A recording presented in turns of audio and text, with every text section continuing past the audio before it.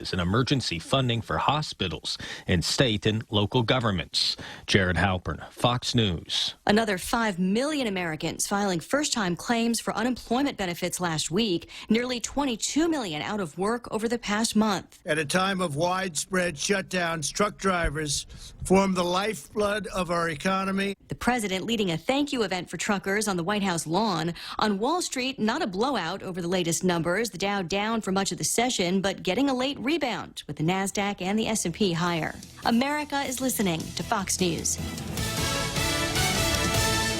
Let's all do our part to stop the spread. Changing the way we bank can be one small way we keep our distance but still get things done. Whether you need to check balances, transfer funds, pay bills, or deposit a check, our online and mobile banking solutions are here for you 24/7. Whenever you want, wherever you are. Terms and conditions apply. For more info on all our banking options, visit bankofguam.com and follow us on social media for more safe banking tips. We're in this together. Bank of Guam, the People's Bank. Member FDIC. One of the easiest ways to prevent the spread of COVID-19 is to wash your hands with soap and water for at least 20 seconds. Let this message help you time it. Start soaping up now.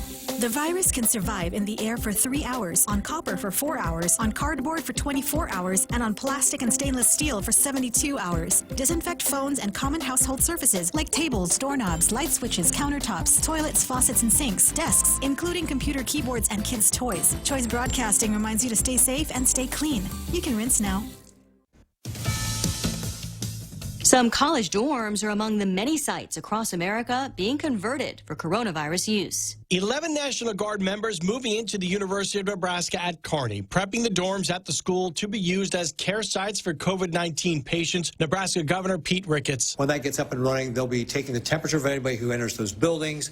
They'll be helping our guests out with regard to any of the basic needs that they may have. The university says the National Guard is using 380 rooms in their Centennial Towers east and west for patients. The governor adds they will provide security on the grounds and control access in and around the buildings and help out in another very important way. They'll also be making sure they connect them to a medical health care professional. The university says there's no timeline as to when patients will start moving into their dorms. CJ Papa, Fox News. Worldwide, more than 2.1 million cases of COVID-19. The U.S. now has over 640,000 and more than 31,000 deaths.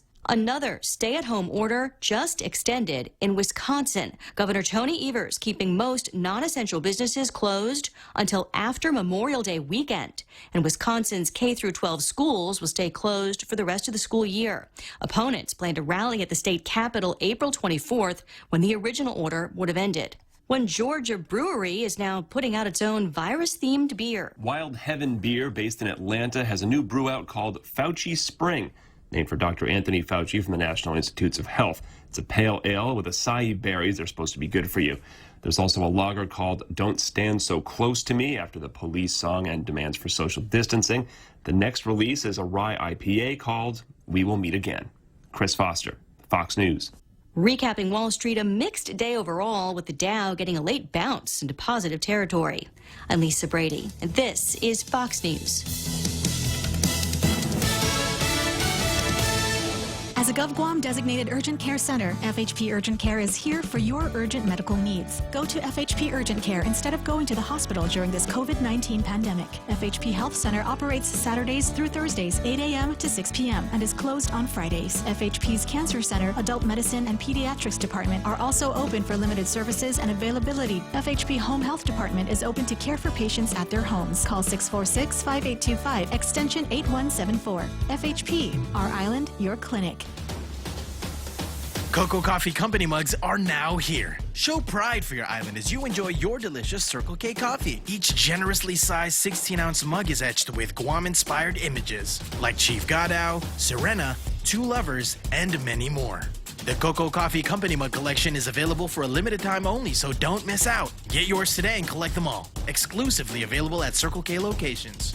A portion of the proceeds go toward the Cocoa Bird Recovery Program.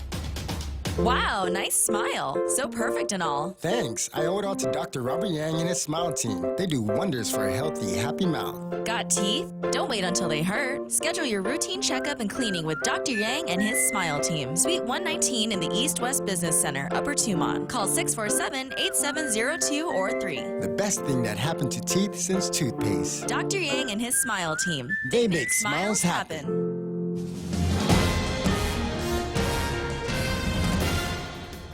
Off a day and good morning, Guam. It's 6:06. I'm Ana Silva Tyron with a look at your local news from the Guam Daily Post. It was a major point of contention in recent weeks as the governor clamored for more authority to impose a curfew on the island, but lawmakers overwhelmingly rejected a bill that would have given her that ability. Bill 335 sought to grant the governor authority to implement a curfew and shelter-in-place directive through executive orders in response to the COVID-19 outbreak. But in a final vote of 12-3, the proposal was shot down. The bill was one of two that would have put more teeth in the executive efforts. Bill 334 also lost support. It would have imposed stiff penalties and jail time for violators of the executive orders in the public health emergency. Two sponsors of Bill 335, Senators Jose Terlahi and Joe San Augustine, dropped their support over concerns with its provisions. Terlahi stated, as a combat veteran who fought for liberty both here and abroad, he voted against any chance of infringing on an individual's civil liberties, adding his vote was not a cast against the governor, but because he trusts the community will follow the guidelines set up by the governor. Bill 335's author, Senator Amanda Shelton, expressed her disappointment in the measure's outcome, but pledged to continue working to protect against COVID-19 and shifted her focus to the promoting other intervention methods. With all that now behind us, there remains a stay-at-home order per the governor's executive order that, among other things, keeping businesses closed and non-essential government agencies closed at least until May 5th. Residents continue to be urged to stay at home and practice social distancing to stop the spread of the coronavirus. The governor did say yesterday in her press briefing that she will continue to monitor the situation and will consider lifting some of the restrictions after May 5th, but that, she says, will happen very slowly.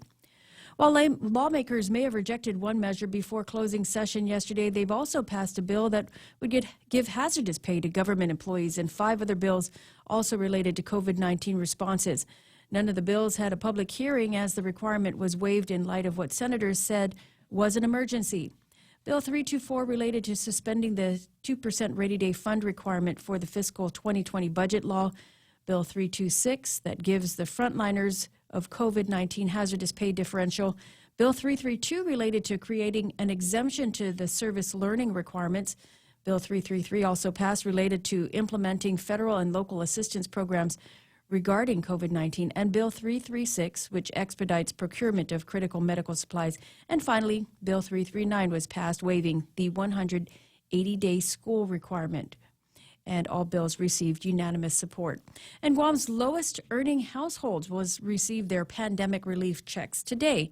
The governor said that the initial batch of payments are roughly 6,200 tax filers and 3,200 children. Taxpayers who will receive the first batch of checks are those who reported incomes of less than $10,000 based on their tax returns in 2018. The government of Guam is using $11 million in local funds to advance the payment of these federal stimulus checks. Nearly 60,000 other taxpayers earning more than $10,000 will have to wait 2 to 3 weeks to receive their checks. That's after Guam receives $134 million from the federal government. For tax filers who haven't filed their tax returns for 2018, Revenue says that it is considering their 2019 tax filing. Revenue Tax Director Daphne Shimizu said that her department will roll out a form next week for those who didn't file tax returns to be able to claim the federal pandemic relief. More news after this. Oh, what's for breakfast at KFC under $3.95, you ask? What's for breakfast at KFC that's different than the other guys, you ask? KFC's chicken wrap, sausage wrap, the Colonel's chicken congee, chicken fried steak, sausage biscuit and gravy, and biscuit sandwiches made with KFC's original fluffy biscuits. All for under $3.95 and all only at KFC. Plus, with waffles and the Colonel's chicken fried rice, we've got something for everyone. So visit KFC for breakfast today. It's finger-licking good. A cabinet member of the Leon Guerrero Tenorio administration was exempted from the 14-day quarantine and cleared to go home after arriving from Honolulu earlier this month. The Guam Daily Post had learned that the same government official later tested positive for COVID-19. The governor admitted that they have made exceptions to several situations but refused to go into details. She did say the individuals that have been sent home are being monitored by public health. It's unclear how many others could have been potentially exposed in connection with these positive cases. Public Health Director Linda DeNorsi says she's reported numerous incidents to the Superior Court regarding passengers who've been exempted from the mandatory quarantine for all arriving flight passengers. One situation includes a passenger who had returned from St. Luke's Medical Center in the Philippines. Another case involving a veteran who was quarantined despite doctors' clearances. He says has been settled. The veteran told the Daily Post that he was returning from Hawaii on Wednesday when he presented a clearance to officials. The retiree tells the Guam Daily Post that the situation has been rectified as his documents were reviewed further. The governor's office had initially said that his doctor's clearance wasn't satisfactory and he needed a negative test clearance from COVID-19. Well, health officials say Guam is expected to be getting additional test kits from the CDC, but the chance of purchasing test kits from South Korea is dead in the water. The CNMI recently making purchases of 20,000 test kits from South Korea in an effort to test everyone. But the governor says she's not going to revisit South Korea, and that's a dead issue to her. Leon Guerrero says unless it comes into the list of FDA approved. The governor said that the focus is to get more FDA-approved test kits for Guam, so mass testing could begin. According to the FDA website, the FDA has in fact approved the coronavirus test kit produced by Solgent. The FDA website is fda.gov.ph. And those are your top stories from the Guam Daily Post. It's a dead issue, Mona. I know. It's a dead issue. I know. Stop bringing it up. Stop asking. Just okay, it's the last time. No, you can't go to prom. No. Where are we?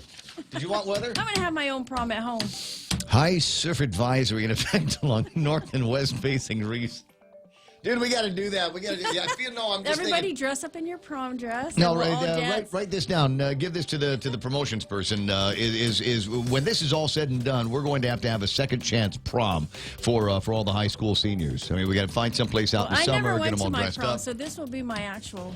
Well, I'm of the opinion that there ought to be a second chance prom for like everybody, because you think about all of the couples that I mean, you're one of them, right? I mean, you didn't get you didn't get to go to prom, and you didn't get to go to prom with Phil. So I always thought it would be cool to have a second chance prom for all of the people that are lovey-dovey now that weren't together in high school, because you went to different high schools, or you're 20 years apart, or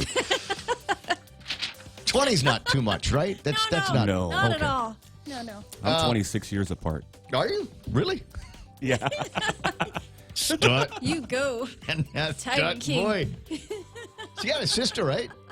Anyway, partly sunny with isolated showers. There's northeast winds today, 10 to 15 miles an hour. Daytime highs, 87 degrees. What do we got for tonight? Partly cloudy skies, some more of those isolated showers. Northeast winds up to about 10 miles an hour. Lows, 77. It's still going to be fairly cool outside right now, so you might want to go out there and pretend to get some exercise in on a Friday. It's not like you got anything else to do. But watch out. The roads are wet. There were some early morning showers that could slow you down if you're going to hit the highway before the checkpoints roll out.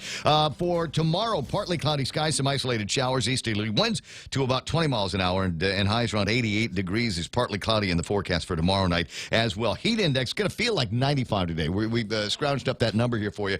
So the heat index is going to be 95. That might be all the information that you need to prevent yourself from actually going out and doing any outside work. So I was talking to Real Joe yesterday. So one of the chores that I've got, one of the things that I wanted to do was I wanted to get some stumps a little bit closer to the ground. There were some trees in the house. Before I got into the house, there was somebody that went through and cut the trees down. But they cut them down at I don't know, like 4 or 5 feet. So I've got these huge stumps that I need to take down. So I got myself a chainsaw. Just anybody that wants to date my daughter, just recognize Dad's got a chainsaw. Put that out there. So I got the chainsaw, and I was telling Real Joe that I was working on it. I wasn't sure it would work, so I fixed it. All your limbs. You're good. I still have all of the limbs, and so I fixed it. And so I had to use it yesterday, and it was hot. I was thinking, this is dumb. So the tree stump is now 3 feet tall. No, I was able to get one of them. I was able to get one of the tree stumps down, thank God. But I did some. Apparently, chainsaws need oil. Yes. Yeah, so I got to buy, not only do I have to buy a new chain for the chainsaw, I got to buy the new blade because it got so hot that it kind of warped up now. Anyway, so that's Daddy's adventure. And for those of you going, hey, but you don't have a chainsaw anymore, I can date your daughter. Daddy still has a Glock. It's 6:16 in the morning. Portions of the program, and in fact, this one here, news and weather together. Don't go directly into it yet, because I want to make sure I got. Phil Flores is actually hiring right now. Yeah. So here's the deal: if you're looking for a gig, Bank Pacific Ltd. is seeking a dynamic, team-oriented individual with high ethical standards. Well, I'm out. Right there in the first sentence, right? Right there in the first sentence. Oh, well. I had high hopes for a second. How's this? A self-starter who has excellent written organization and interpersonal skills. You're out. But I don't get this. A proficient with computers, AS400, and business-related computer software. They're looking for an IT specialist. They're looking for a nerd is the thing. Why do you need to, I mean, the ethical standards, that comes with nerddom, but, you know, it's the good interpersonal skills. You think about all of the IT nerds that you've ever known, all the IT guys. Yeah. He's an old nerd. Anyway, so if this is you that we're talking about, Phil and the guys over at Bank Pacific wanted to, I don't know why that you need to be interpersonal. They're going to shove you in the IT closet. No one will even know you're there. You'll get great benefits, but no one will know you're around. 6:17 in the morning. That's news and weather together, brought to you by Bank Pacific. As we stand up to coronavirus by standing back with social distancing, Bank Pacific reminds you that you can come to the bank without going to the bank. Use many of our other delivery platforms like online banking at bankpacific.com, accessing cash at our ATMs, shopping with our debit cards. For businesses, we have secure cash and check drop windows, and we are employing a new smarter mobile app with remote deposit capture in the next few weeks.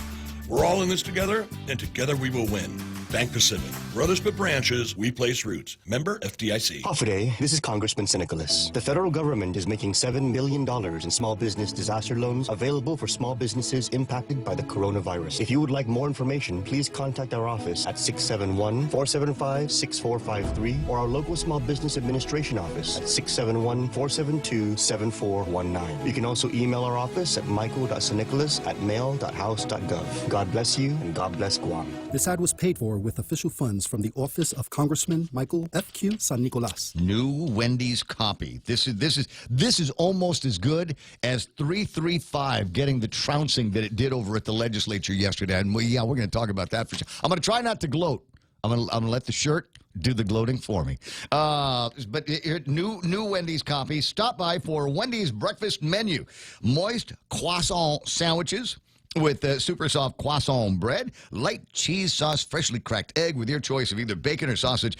Try out the perfect paninis with bacon, sausage, or even without meat. Get them in a combo with hot home-style breakfast potatoes and fresh brewed coffee or orange juice. The better breakfast is with croissant. There is no way to say croissant without sounding like an idiot.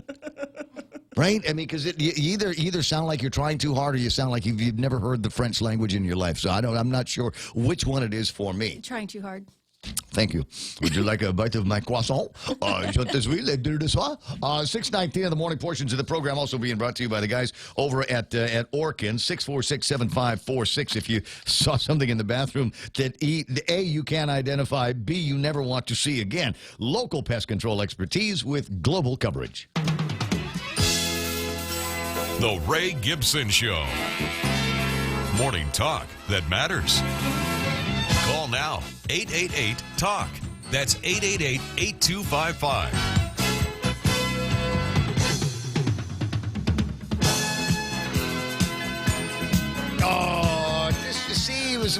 One of my running buddies, Arlene, is on. My Arlene is watching this morning, and it's got me thinking. I haven't seen those guys in so long.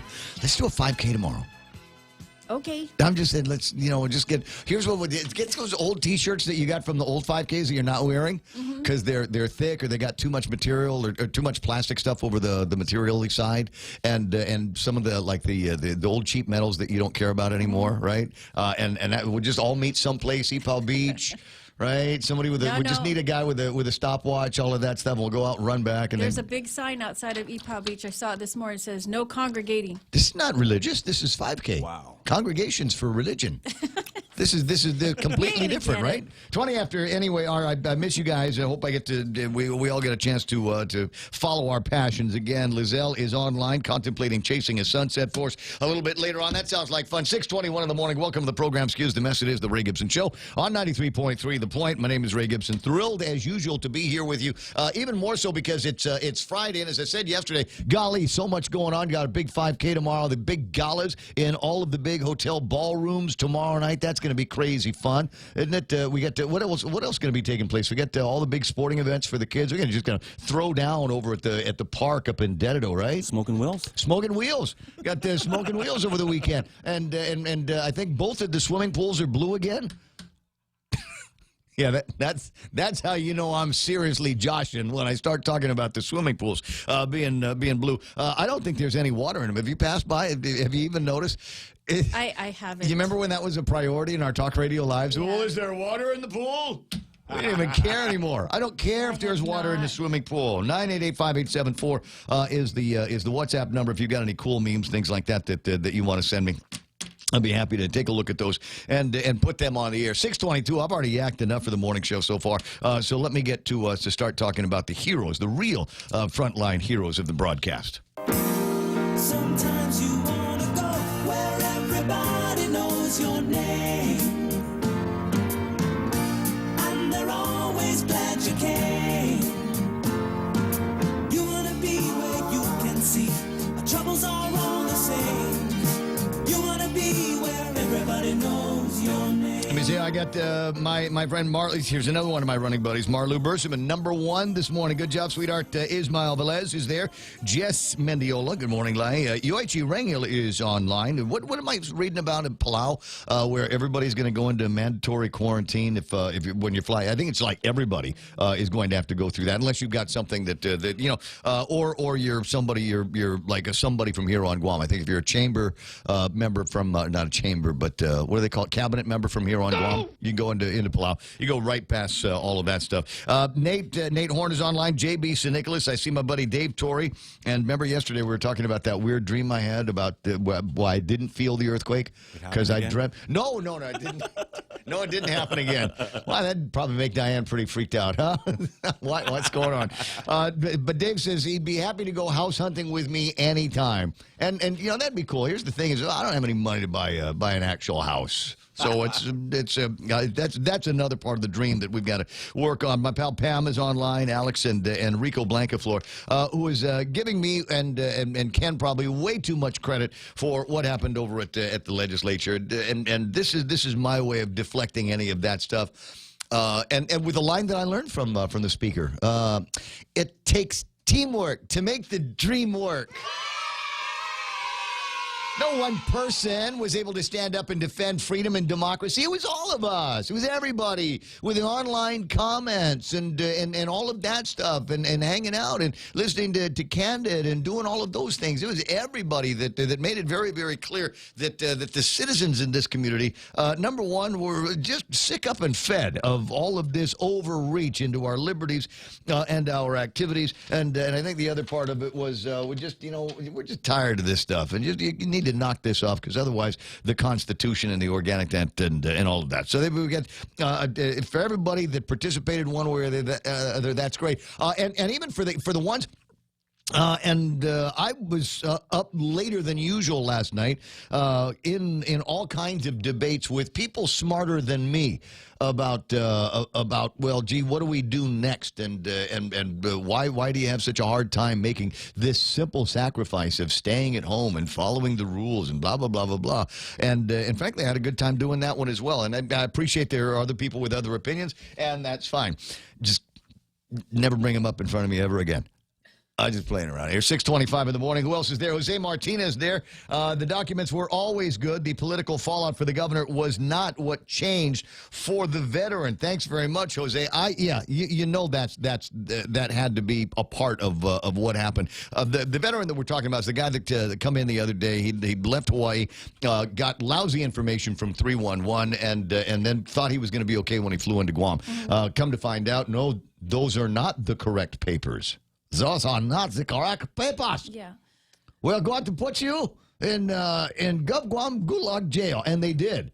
And then the entire community, I want to say, one voice said, well, what about, we're hearing stories about one of your cabinet members who was able to come in without that documentation, make it through without any mandatory quarantine, and in fact later on tested positive. And I think with that amount of cover withering under the government of Guam, they thought maybe it might be a good idea to just make this story go away. So my understanding is the veteran is now home, and I think that's very, very cool. And it sounded as if they tried to get a test at Tripler, but they don't test unless you have symptoms, and he was absent of any sort of symptoms for. He got a note from the doctor. Yeah, Plus, the so other you're thing was clear. he just got get a note from the doctor says you're okay, and he did, and it still wasn't good enough for him. I agree with you. Ruben Morter is there. Keenan McCausland's online this morning, and Nick Prosky says, "Too bad you can't play John Lennon's Power to the People." Well, just imagine it in your head. There's all kind.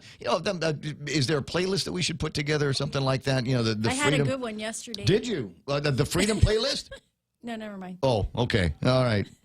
Tell me off here. Okay. Tell me when the microphones are closed. It'll be fun. Cheryl Achai is online this morning. I see Mitchell Prashado. Hey, cuz. Nice to see you there. Yoli Elliott. And you might remember Yoli Elliott. That's our Auntie Yoli. That's our Auntie Yoli. And the other thing is, Yoli Elliott probably laughing at everybody over at the census. You remember? Because the census, she did the census back in 2010. And I feel bad for the poor folks over at the census 2020 because none of them are doing anything right now. And questions about when the payroll is going to run out. Are they going to be able to go back to work on the 5th of May? Or any of us going to be able to? Are any of you going to be able to go back to work on the 5th of May? Don't know. Ken LG says rule number 7: all animals are created equal, but some animals more equal than others. That's a quote from the book Animal Farm by Orwell and the Leon Guerrero Tenorio administration motto. Mark Anthony Terlai is there. Hey, Afamatkus. Sungi Guam is there. What are you saying there? Good morning, Primo and Prima. Good to have you online with us this morning. Ismail with today's weather report. Today, the weather will be partly cloudy with isolated centers. Winds will be blowing southwest at 23 Tinamunya Barnes per hour. Chance of flash floods at Anigua and Antelope due to tears of the governor flowing downhill because her dictatorship dreams have failed. See, I told you, I'm not gloating. See, this is me not gloating. Andy Camacho, chainsaws are non-essential items. Good morning, Brent Ecavera. She's saying Ray, and then she get the screaming, laughing emoticon going on there. She's mad at South Korea because they never came to our corona-free Guam. She's taking it out on the test, and we're trying to get to the ground on this. So what's the deal on these tests? I want to talk to some medical professionals about this today because people again are asking me, well, what are we going to do next, smart guy? Now the governor doesn't have any of these curfew powers. What are you going to do now? And I'm thinking, well, what we ought to be doing, like everybody else, is conducting the testing. But we've only got finite number of tests, and they're going to people that have got these symptoms. And I think most of the people I've talked to already said we need to start testing more people. But we can't do that because we don't have the right number of test kits. And so they got some at FEMA. So, from the same company that CNMI got them from, right? Solgent. Right. And so everybody, if you look at the news coverage this morning, everybody is saying that Solgent test kits are not FDA approved. I would rather build our capacity with FDA approved tools. That's my bottom line, Leon Guerrero said. Just she was saying that the South Korea test kits are a dead issue. But you've got on your computer there, you've got a link to the FDA website. FDA.gov.ph. Now, you remember the other day I was telling you about I get a document from Juan Carlos Benitez. It's the whole. It's everybody in the same 12 pages, every part of the government of the United States of America talking about what they're doing. And with the FDA, there was a note that they had provided authority to 30 of these companies, and the 30 companies include. I can't open it. You can't open it now? Wait, hold on. It's computers. Me ask Jeeves. You won't ask Jeeves again. All right. Well, you'll find that in a second. So I don't know what the deal is. Maybe it's and there's going to be people that say it's a pride thing because once again the CNMI leads Guam and the rest of the Marianas and everything that they're doing. V Sablon LG is there. Michael Ebbio is online, and I got Randy Kruger playing around. Who's that? Beer time. Mark Anthony Terlai says it's beer time. Maybe where you are, it will be. Arlene Collins is there. Rita Arceo saying good morning. Ray, well, good morning to you too. And say good morning to Real Joe and Montesilva Tyron as well. Jose says we're only reacting to the projections. I got the Jonathan Pilarka, and I always stumble over that name because he writes it backwards in his online. Josephine Blas is there. Who else is playing around? Rico says Generalissimo Lou friend gets a pass on mandatory 14-day quarantine, but Lou had a cow when an AG from the stateside disagreed on the quarantine. Ay, sus Mario say. Andy Camacho, I thought we would be dropping like flies by now. Thank God it's not worse. I agree, especially based on even the best case scenario that said that we were going to get 700 deaths or something like that, and the worst case scenario that talked about thousands and thousands of people from around here dying. Naturally, the answer is somewhere in the middle, or is it? 6:31 in the morning. We'll get back to the names shortly. So it is FDA advisory number 2020-409, the list of approved COVID-19 test kits for commercial use. And so Solgent is the last one on the list. There was 4 of them that were put together. The last one on the list is Solgent's Diaplex Q Novel Coronavirus 2019 NCOV Detection Kit. So there you go. It's on the list. Now, is that the same one? Do we know if that's the same kit that they got for FEMA? Is I it don't the same? know. Yeah, okay. I mean, it's like, I don't know. What color Corvette is it? I will never figure that one out. 6:32 in the morning. 888-8255-888-TALK is the telephone number. Tell you what, I got more names to go over and to welcome aboard here to the program, and all kinds of other stuff to talk about, including one of the things that made me howl with laughter last night. One of the items out of the magistrate reports about a couple that and Troy refers to them as sweethearts. A couple that got into a scrap yesterday. How much of this is coronavirus 19? How much of this is Wuhan virus, just cabin fever, right? The guy sends the girl to the store to go and buy beer, and she took too long. There's another magistrate report about a couple that got into a scrap because of a post that the girlfriend did on Facebook that the boy didn't like. So they were scrapping and rolling around in there. We'll talk about that and plenty more as the craziness continues. It's the Ray Gibson Show on 93.3 The Point. Headlines now from the Guam Daily Post. With that news, here's Montesilva Tyron. There will be no curfew, nor will there be a shelter in place. In a vote of 12-3, senators killed the bill that would have given the governor additional authority to impose her lockdown. There remains a stay-at-home order per her executive order, but her efforts to get the legislature to increase her executive authority was fought by heavy public outcry. Senators also passed 2 bills yesterday that waive requirements for public school kids whose school year got cut short. Another bill passed gives hazardous pay to government workers who are working in the front line during this coronavirus pandemic.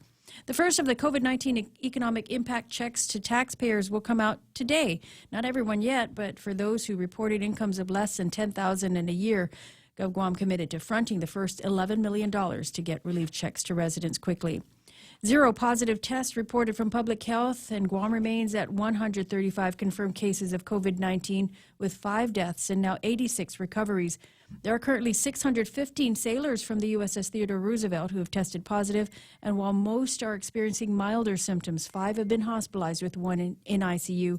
1 sailor passed away this week as a result of COVID-19 complications. And those are your headlines from the Guam Daily Post. For more on these stories, pick up a copy of the paper or log on to the website at postguam.com. It's 6:34 in the morning, and that's iConnect time. iConnectGuam.com on the World Wide Web. If you've got questions about where you need to go for mobile internet, even push-to-talk communications capabilities, only people that got that is iConnect.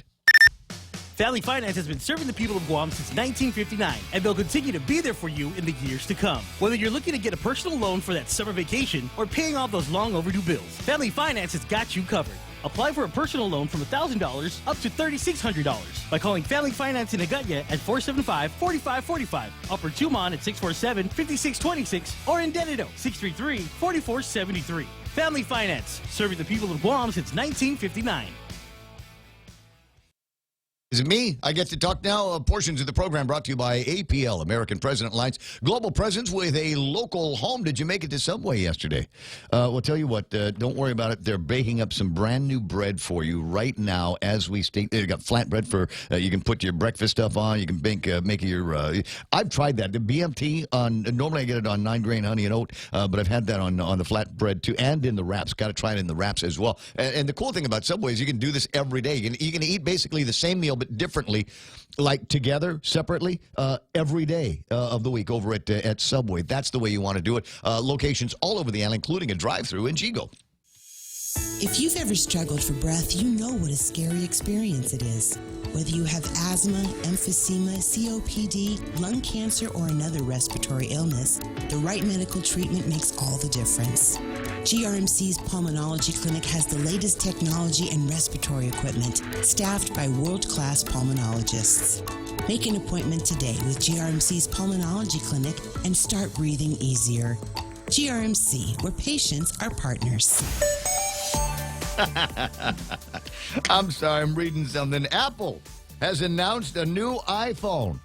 It's the iPhone SE. You know what the SE stands for? Still expensive. I'll tell you more about that in a second. Hold on, let me see what else is going on.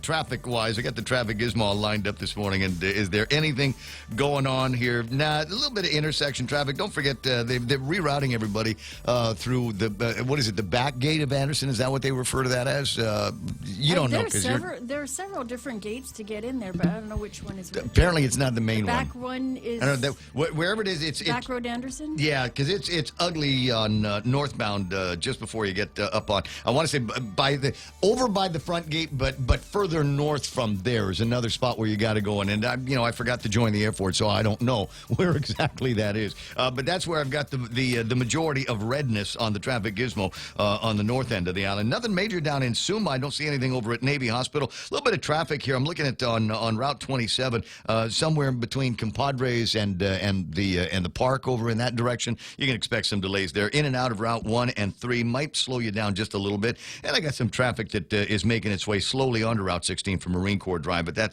looks like intersection traffic to me. At 6:37, that's right now traffic here on The Point. You know, these days even the Colonel stays at home. But when I get a hankering for some good old KFC fried chicken, red rice, and mashed potatoes, all I have to do is sing this ditty.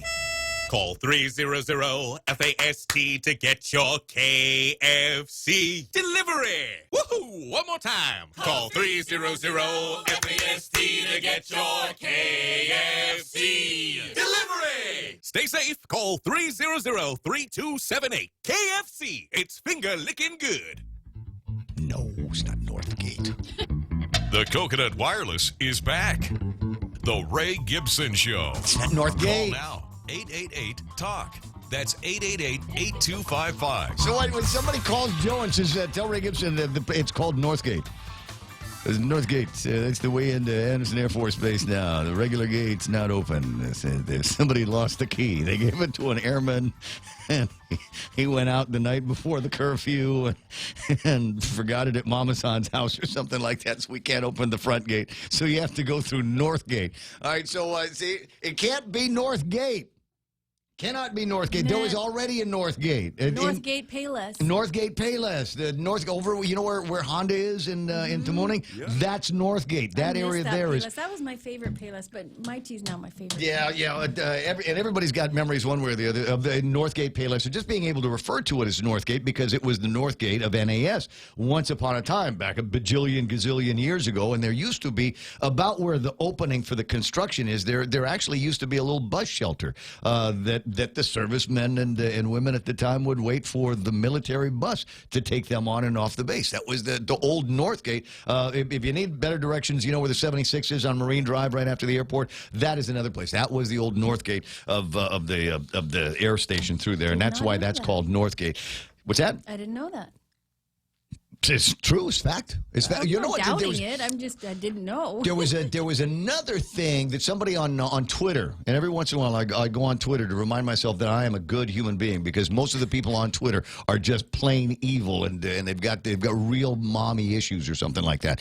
But I went there, and there was a girl, not too old, maybe in her 20s, and she says, "I'm trying to remember something, and it feels like a dream. Did this really happen?" And she is thinking of a time years ago where over by Gibson's / GPO, they had a warehouse, and they filled up the warehouse with air conditioners, and they made snow, and you could go in there and play in the snow, and there was a riser that you could go up, and you could go down the hill of the.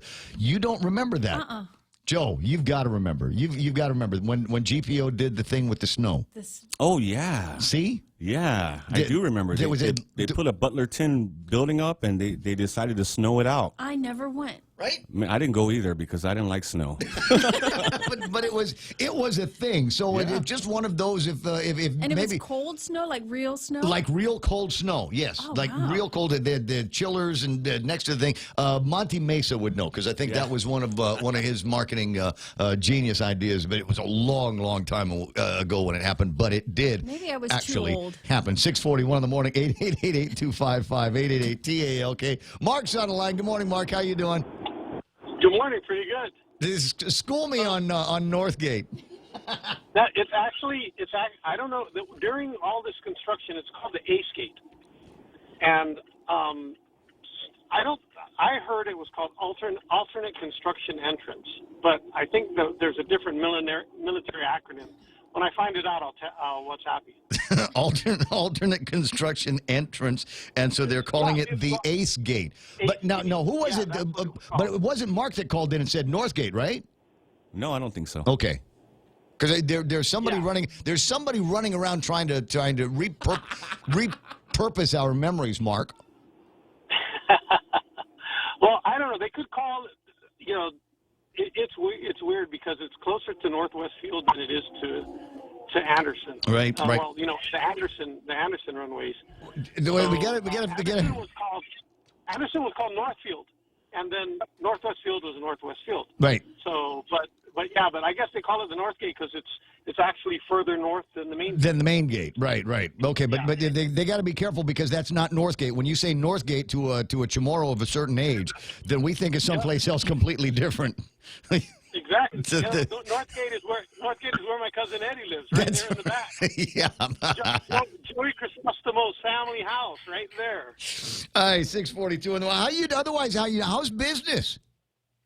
Business is actually, I have no complaints. We're cruising along. We support the trash hauling. We support all the construction, with parts and service and everything. So we've seen it's kind of leveled off, but it's not that bad. Right. So, think about all the essential services that need to get done on the roads and the vehicles. I would suppose that the worst part of what we're dealing with right now is probably the checkpoints and the massive time waster that is for a lot of businesses and a lot of people. Yeah, well, our walk-ins are down a lot, but what they're taking advantage of is buying it on their accounts and having us deliver the parts. Right. So that's working out for us right now. All right. Well, I just check, and generally when I start talking to guys in the world of business, I'm not getting that kind of answer. And generally, I'm hearing from people that go, "We got to get this economy on the move, and we got to do whatever it takes to start trying to figure out how we can reopen businesses in this town." Is there anything that you and the missus are missing right now? Is there, you sit around, you get that lark in your head and go, "Wow, I'd really like to go here, but wow, we can't because COVID-19." Where's that place? Eurojip restaurant. I want some good Korean food, and they're not open for takeout. They're not. Oh, they're not even open for takeout. Oh, that's terrible. Yeah. Eurojip. Yeah. Oh, see, now you're gonna have everybody. Everybody is going to be fiending now. Everybody's gonna start jonesing for bulgogi. Yeah, but want to eat rice with stainless steel chopsticks. I want to cut my food with scissors. what's really cool is Amazon Prime has some of the latest releases on their channel. And you They can buy do. them. They do. I watched 1917. Was I made I did, and what a great movie that was. Yeah, it's so. I mean, they talk about how it looks like it's actually no breaks, but there are some breaks that you do see, like maybe 7 of them, but it's a continuous shoot the whole time. Oh, I didn't even realize that. Oh, now I got to watch it again. It's another $5. Very, very subtle, very subtle. But the other thing, the first guy, the guy whose brother was the one that they were trying to reach, the one that died over by the farmhouse. Yeah. Okay. Do you realize who he was? No. That was Tommen from Game of Thrones. A lot of Okay, all right. I can see it now. No, I didn't make the connection at all. All right, so what we're talking about, okay, this now is devolved into, it's not even a broadcast anymore. It's just two guys talking about movies. 1917, it's a World War I flick. It's a great World War I flick. And if you watch that, and then there's a documentary you can also watch about the First World War, and it's colorized, and they did a great job with sound effects, the Foley, and syncing and matching things up. They did a great job colorizing it. You watch 1917 and then watch this colorized documentary, and it will amaze you at how good they did. What a great job they did in 1917, making it as authentic as possible. Hey, Mark, I got a bigger name online, too, so I'm going to let you run. All right, have a fantastic morning. 888-8255, 888-TALK, 646 in the morning. And somebody among the first people that I started chatting with last night after it was all said and done over at the legislature is Dr. Tom Shea, joining me now on the program. Good morning, Doc. How you doing? Good morning, Ray. How are you? Thanks for the call. Well, not bad, not bad. Well, there's a couple of things that I wanted to go over with you just real quick, and one of them was the confiscations. The other one is what the gazillions of bottles of hand sanitizer that you got. But the most important one, people had asked me, and I think you chimed in on some of the conversations on Facebook yesterday about where to go next. And it seems to me among the places that we need to go next medically is getting around to testing people. Now, the governor has made it clear that she won't consider this all done until after everybody has been tested. Number one, do you think it's possible? And what are your thoughts on testing on a mass scale, Doc? Well, the governor already said assume everybody's positive, right? So let's just assume everybody positive. 160,000 people that's positive. Okay, so let's assume that's positive. I'm more focused on the hospitalization curve. That curve has been flat. It's been flat for 4 weeks. So that's a positive thing for me. Mm-hmm. So, as far as testing everybody, yeah, sure, you can do that. We can do universal testing. That's okay, 160,000 people. What are you going to do with it? You're still going to have to look at the hospitalization curve. You can have 160,000 positive, and you have 0 people going to the hospital. That's the key. Right. So even if you get the flu, you get sick, you stay home. You rest it out, you ride it out, and hopefully you don't get that sick that you end up in the hospital. So those are the key aspects of it. Sorry, I'm kind of walking and getting my exercise in the morning here. No one's out yet, so I'm good. Well, it's like that all day, most places where nobody is going out. Usually late in the afternoon, though, you'll see a lot more people walking up and down Let me catch my breath. On Tumon. No problem. Down a little bit. No problem. Yeah. It's just that in my mind, I think, is one of the things that we need to start talking about is getting more testing in there, seeing whether or not we're pausing or if this is a break between now and the next surge, and whether the next surge is going to be a wave or it's going to be a ripple. I don't know, but I think I'd feel more confident suggesting that we reopen the economy if we had more tests. Well, that's important. That's the key right there, is that how do we start coming out of this hole? And, Ray, we can keep going back. I wrote the letter way back. In fact, before the letter, a week before that, I told them what we needed to do. Back in February, I'd said that too, but we can't go back in time. If they did it way back in time, like I told them to do it, I think we're probably in better shape now because we started much earlier. We just reacted kind of late. Yeah. But be as it may, how do you get out of the situation? First of all, focus on the hospital curve. Look at that. Look at the admissions. You still got to stay at home. I know me and you would disagree with the lockdown. It's okay. That's what human nature. We're going to disagree on certain things. Yeah. But I like what you say. You know what? Let's not have the National Guard, but stay home. If they listen to you, Ray, stay home, then that's okay.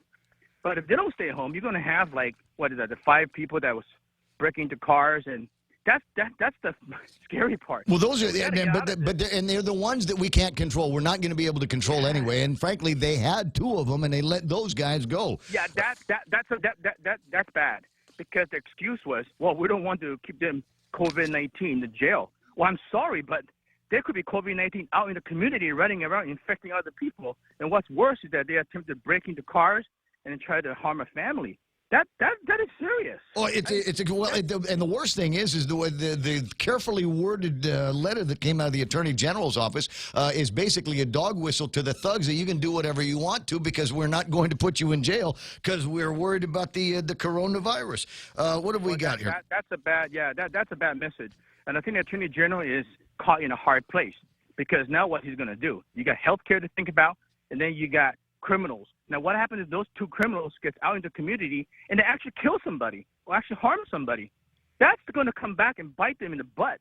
There's plenty of room in the grounds of the Department of Corrections to put up some tents, which is the same thing they're talking about doing for the homeless people in Paseo. So, yes, quarantine those people if you're afraid. 2 weeks jail time, and see if they're positive. Oh, you know what? Quarantine them and test them and see. But the key here is we can't let these criminals out, period. So I'm more concerned about that. So in order to help the Attorney General's office, we got to get out of this mess, okay? Got to get out of this mess because we cannot have criminals running around. So that is something new that I just thought of. Like, hey, you know what? If the AG and the DOC can't keep criminals in, they're running around town, holy smokes, we need to work out a plan to get out of this. The gate at the airport, that is the entryway for any kind of surge, any kind of a second wave, okay? The first wave, they said, came in, that's at the airport, okay? February, I think 29th, the airplane flight, that was the first wave, in my opinion. And then there's a cluster of the social events like bingo, and then probably the church. Those are all cluster events. And then you also have a cluster, too, of healthcare workers. So that's important to follow. So you trace them, you follow them, keep this virus inside and starve them to death, okay? Once you starve them, the island should be free from this virus. And if there's few running around, it's okay, contain them. But in order to prevent that second wave, you got to make sure that the airport is closed. So if you're going to test anybody, I would say go up to the airport, set up stations there. Every flight that comes in, you test the passengers coming in. Continue to quarantine them for at least another 2-3 weeks, and then see what's going on at the other countries, okay? Philippines going to open up their flights pretty soon. And Japan probably will. People. Well, I don't know. Shinzo just declared another state of emergency, so I'm not sure about that. And we know that in terms of Oceania, I think the Philippines is ground zero. So it'll be a while before things start happening there. I think those measures could probably end up being practical. I want to get back down to local. I was thinking that maybe we can look at some of these businesses, and there are essential businesses, restaurants, and hardware stores and things like that. I'd like to start talking about opening up just general dry goods places and all kinds of other businesses that we've got here on Guam. Start letting people go back to work, still observe the social distancing, still stagger the entrances, and still keep the places as clean and sanitary as you possibly can. We'll do masks, and the people behind the counter will do gloves, just like we're doing in the hardware stores. But start gradually opening up businesses so that we can get people back to work. Folks are going to start getting money in their bank accounts from Uncle Fed and Uncle Sam, but they got no place to go and spend it. So I think we've got a great opportunity to put some back into the economy here. Yeah, they're going to have to selectively see what happens. But if you read that, if you really read the governor's orders, okay, it's not really a technically real lockdown. I mean, she included everything under the moon under there in the paper. If you really read it, I mean, everything can be open, even landscapers, even contractors and buildings and things. It's all under there. It's okay. Just read it carefully. Everything is under the moon's on there. Well, no. There's a number of non-essential retail stores that are on shutdown right now. Clothing and shoe stores, furniture stores, jewelry stores. There's vape shops. For heaven's sakes, Doc, what are we going to do? How are we going to get my vape juice? And video stores and rentals. And I'm going, well, okay, why now? Okay. So for those stores, I think they have to be creative. I think they can open, but they be creative. Say, hey, we're only going to take phone orders, and then one person, we're going to drop it off here. You pay only by credit card, no monetary exchange if you have to, but something that's hard. But, you know, they're going to be creative in how you social distance and how you protect customers. But more importantly, Ray, how do you protect your employees? Because ultimately, it's up to the employer's responsibility. If your employee gets infected, you as employer is responsible, in my opinion. So you got to be very careful with that. So liability rests with the employer. So the employer has to be very careful what they do. Real Joe's looking at me. Real Joe's looking at me, and Mana's been looking at me crazy for the last couple of weeks here. Yeah, if Mana is your employee, then she is your responsibility. And, you know, whoever is your boss, that's your responsibility. I'm the older brother, too, so definitely my responsibility. 6:56, before I let you go here, on the subject of confiscations, I know that you were one of the early, one of the early, what's the word I'm looking for? Guys who just started screaming about that memo that went out from... You know, I thought touching mail was a federal crime, you know. So when I read the memo, it doesn't make sense to me, especially everything under the moon's included in there, medical devices. How are clinics supposed to be open if you take away our items and devices and stuff? If you're going to be specific, write it down. PPEs. If you're contraband, write it down. Be specific. But you put everything under the everything under the moon is inside there. Well, I guess they were also concerned about counterfeits and the possibilities that maybe, you know, businesses out here, distributors out here might be investing money in what's going to end up to be counterfeit, useless, and maybe harmful materials guising as PPEs. Then that's the AG's responsibility to list out a list of counterfeits. Let the public know this is a counterfeit. It's just like a recall, right? You put up something here, you have a recall, you put it out to the public so they know not to buy these items. If you list out the items that are counterfeit, then people won't buy them, okay? So those are the things that they have to be very careful. Don't just send out a memo and not think it through, because people who are diabetic, they need their medications. A lot of people order their medications online. You know, if you confiscate them or you delay the processing of them, or even like diabetic devices or asthmatic inhalers, you know, those things affect people. So you can't just put everything. If you're going to look at PPEs, you don't want people buying PPE, sure. But I think Homeland Security, where is their stockpile? It's been a month, right? I think they got something in now. But we've been asking all these federal pandemic plans they have in place. They're supposed to have a stockpile before the pandemic even occurred. Don't know. You don't start a stockpile in the middle of a pandemic. That's not how you prepare. Well, 6:57 in the morning. We're asking a lot of those kind of questions, and I think I'm going to leave you on that one point that you just underscored. It's been a month now. I get it. In the beginning, when everybody was saying, "Well, we've never seen anything like this. It's unprecedented." Yeah, okay, that's fine. But for all of the brain power we've got around here, and all of the previous pandemic exercises and plans that are supposed to be sitting on a shelf somewhere. There were a number of early missteps. 6:58. I'll talk to you pretty soon. Because I know you're fiending here. I know that you're jonesing for some grandbaby time here. You getting some FaceTime with the kid? Every day, whenever I can, I get a FaceTime with my baby. He's growing big. I'll bet. You know, we gotta get moving and then set up a good plan. Let's not prolong this any further. If they want to put out numbers that's for federal funding, then do that and tell us so. Be transparent and say, hey, these are the numbers that we projected. This is the model doesn't fit Guam. You comparing Singapore, 6 million people, to Guam, which is 160,000. Don't compare apples to oranges. You know, just tell us the truth, okay? If you're going to use the numbers to get federal money, tell us that's the case. Because when you put out numbers like that, you know, that's not going to fly. Sure, use the numbers for whatever your purposes are, but don't use them to try to pigeonhole and control the population. I got to run, Doc. I'll talk to you pretty soon. It's always fun. Yeah, and then thanks to the Calvo family, there's been a big donation the other day. Huge. And we were able to get 500 PPEs and tons of sanitizers. So thank them for that. Yeah. Well, don't forget the Israel family also sent over about $250,000. I want to say sent that to one of the associations. Hey, I'll talk to you later, buddy. Have an awesome one. 250, we got to account for that. Where did they go? You know, when you donate to the GMA, we know exactly where you went. We counted it. We have bookkeeping. Everything is there. Took pictures. Find out where the 250's gone and where they bought. Okay? I will. I'll ask Mike about that later. It's 6:59 and change. It's the weekend. Is it the weekend? Dr. Shea's out there getting his morning constitutional in. Maybe you want to think about doing the same thing. 888-8255, 888-TALK. Where do we get to go next hour of the program? Me and this shirt into the 7 o'clock hour. We'll start with Fox News Live, find out what the big story is. We'll take a look at what happened on the markets. Up just by a hair. You know who did well today? Netflix. Yeah, duh. I wonder why. Anyways, don't you wish you'd have bought more Netflix a couple of weeks ago, right?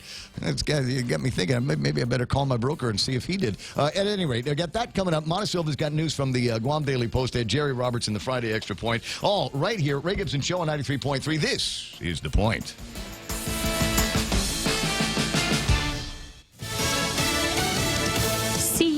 After Memorial Day, I'm Lisa Brady, Fox News. Wisconsin's governor extending his state's stay-at-home order for another month, keeping most non-essential businesses closed until after Memorial Day weekend. Protesters plan to rally at the state capitol next week when the original order would have ended, though Governor Evers did announce some restrictions will loosen beginning April 24th, allowing businesses to offer deliveries and curbside pickup and reopening golf courses, for instance. There's another 2-week extension in New York to May 15th. New York Governor Andrew Cuomo says his decision to continue the shutdown of all non-essential businesses in the state is not based on politics. It is not based on emotion. He says it is data-driven and that it is based on science. The governor says the continued shutdown is going to be in coordination with nearby states. Fox's David Lee Miller. An hour from now, President Trump is set to announce new White House guidelines for phasing in the reopening of America. Earlier, he paid tribute to the truckers. Standing beside 4 18-wheelers parked on the South Lawn driveway, the president celebrated all of America's truckers who are answering the call to action to transport supplies across the country during the coronavirus pandemic. In the war against the virus, American truckers are the foot soldiers who are really carrying us to victory, and they are. They've done an incredible job. America's nearly 2 million truckers are the reason grocery stores, online retailers, hospitals, gas stations, and even ATMs have remained stocked. Fox's John Decker in Washington. Congress remains at a standstill over more funding for small businesses. A relief fund is now out of money as Democratic lawmakers urge a broader approach with more help for healthcare centers and state and local governments losing revenue. Another 5 million Americans filing claims for unemployment benefits last week. America is listening to Fox News. Guam is home to strong and resolved people. As an island, we regularly deal with the destructive forces of nature together. We at Security Title know that when the storm passes, our families and neighbors will join together to clear the debris, to barbecue whatever is thawing in our freezers, and get back to the business of wholeheartedly living our lives. As our island struggles with the effects of the COVID-19 pandemic, let us remember that this too shall pass. Half a day. This is Michelle from APL Guam. Here at APL, our expertise and extensive network can help you grow your business and reach out to more markets. As a responsible carrier, APL is also committed to a sustainable future, whether it's protecting the environment or investing our efforts in giving back to the community. Our dedicated teams in Guam and on the U.S. mainland are here to support you. Call 588-4651 or visit apl.com.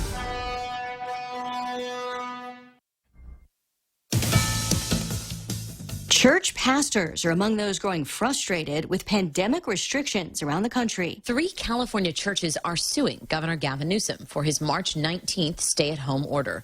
The churches east of Los Angeles are run by 3 pastors who filed suit in federal court. Harmeet Dillon, the head of the Center for American Liberty who filed the suit, says if people can go to Costco or a marijuana store right now and buy products in a responsible way, they should be able to practice their faith while taking precautions. Pastors in Harris County, Texas have filed lawsuits over the stay-at-home orders there, saying they infringe on their First Amendment rights. And the mayor of Greensville, Mississippi, who was facing lawsuits, is now allowing drive-in church services as well as 10 people in a church at a time for services. Jessica Rosenthal, Fox News.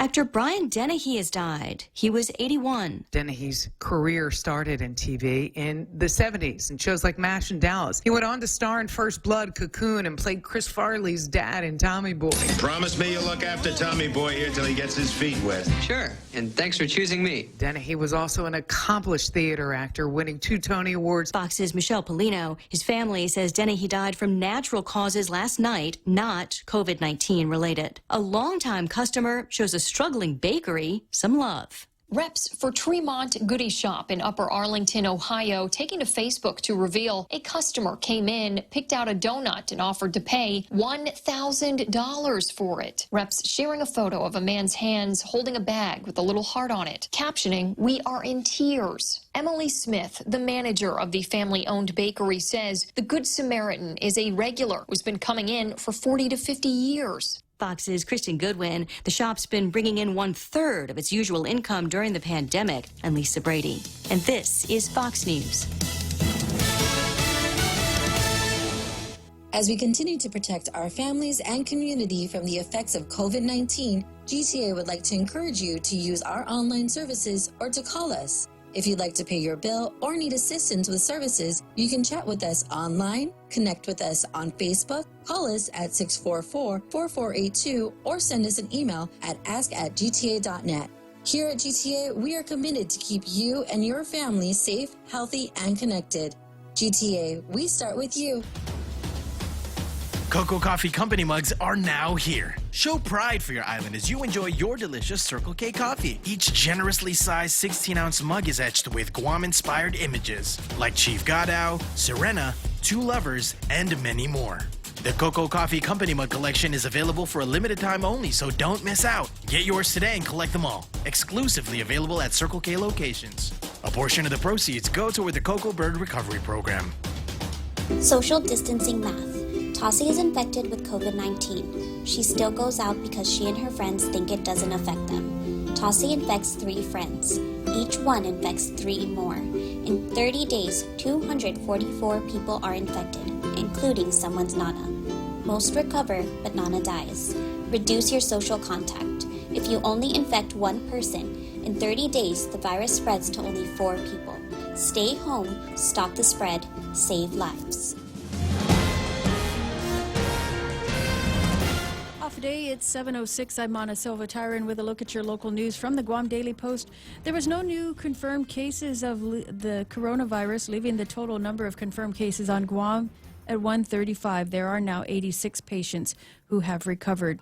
Well, as more cases of COVID-19 arise among the crew members of the USS Theodore Roosevelt, one sailor from Guam who tested positive for the virus reminds the island community to think of their loved ones and protect them by keeping a distance. The sailor, who is not being named, initially tested negative, which was a prerequisite for being placed in one of several Guam hotels for quarantine. Days later, after exhibiting minor symptoms of a sore throat, runny nose, sneezing, and altered smell and taste, the sailor was retested and found positive 2 mornings after. More than 615 sailors on the aircraft carrier have tested positive for COVID-19. 5 are hospitalized and 1 has recently died. The sailor tested positive for COVID-19 on the 10th day of quarantine. There are currently 615, as said. And while most are experiencing milder symptoms, 5 have been hospitalized, 1 in ICU, and 1 sailor passed away as a result of complications. Well, senators overwhelmingly rejected a bill that would have given the governor authority to call for a curfew. In a vote of 12-3, senators voted down Bill 335, which sought to grant the governor authority to implement a curfew and shelter-in-place directive through executive orders in response to COVID-19. The bill was one of 2 that would have put more teeth in the executive efforts. Bill 334 also lost support. It would have imposed stiff penalties and jail time for violators of the executive orders in the public health emergency.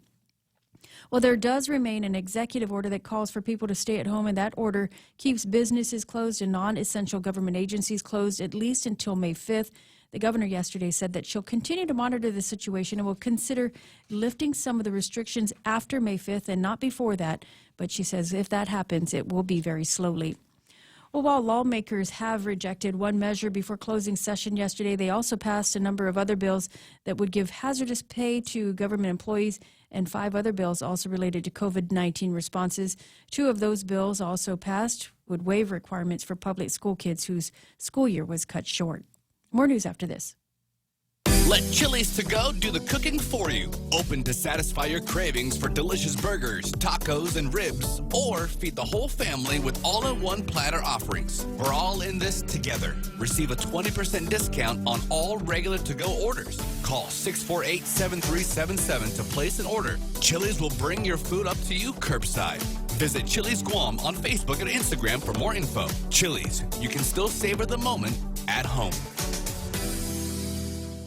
The checks will be in the mail today for the first of Guam residents who get their pandemic relief checks. The governor said that the initial batch of payments are roughly 6,200 tax filers. The taxpayers who will receive the first batch of checks are those who reported income of less than $10,000 a year based on their 2018 tax returns. The government of Guam is using $11 million in local funds to advance the payments of these stimulus checks.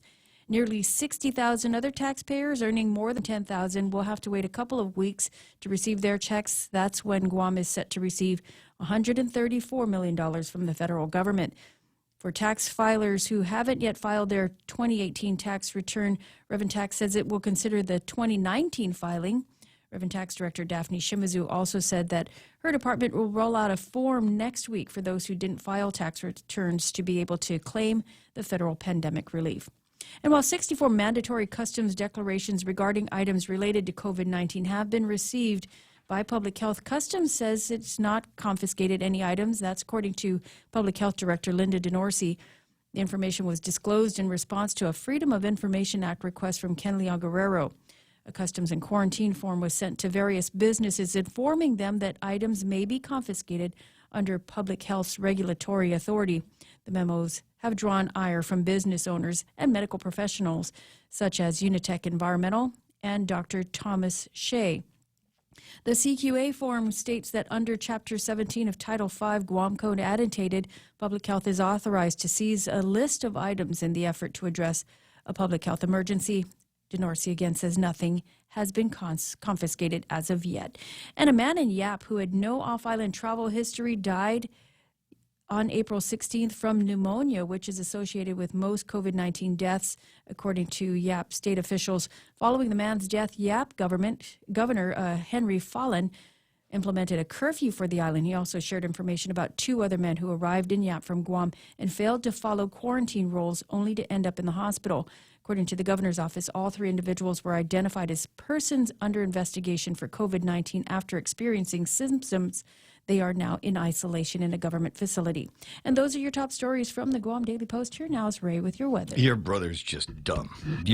I'm talking about me, not Dave.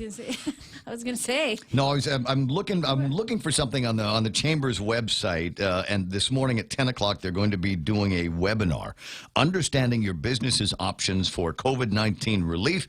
And then here's the spiel. 96% of small business owners nationwide have been impacted by the COVID-19 pandemic. If you're like many business owners and managers, you're wondering how to keep your business from closing and which of the various SBA assistant loans would you be able to avail of. The Guam Small Business Development Center will provide a brief overview on the U.S. SBA loan assistance programs specific to the assistance offered in CARES. It'll happen today at 10 o'clock in the morning. An opportunity for a Q&A with the SBA Guam office will be available at the end of the presentation. And so I'm looking at this going, okay, so today, 10 o'clock, where's it going to be?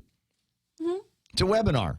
Where are you going to go? Where are you going to go? I'm thinking, and I'm going, okay, is this going to be over at the Hyatt? Maybe they're going to have it in the room over at the Hilton, and I'm going, great kids, the Hilton, it's right down the street from here. I don't have to go too far. And then it occurs to me, oh, wait a second, it's a webinar is where it's at. Chamber members, there's a register now. You can make your inquiries at the Chamber office when they open it a little bit later on at 472-6311. And if you're going to go, oh, wait. Oh, Kim Young is just writing me now. All the SBA seminar has been canceled because all of the funds are depleted, which was where I was about to go next, was if you go and hurry up and get the webinar and then fill out the applications because money is going fast. And right, it was a part of the newscast. I didn't realize that they'd canned the seminar, though. Well, maybe another webinar that they can do later on for what's going to happen and what is going to be round 5. Because they're going to have to find funding for it. I mean, I get that they realize that they ran out of money real fast.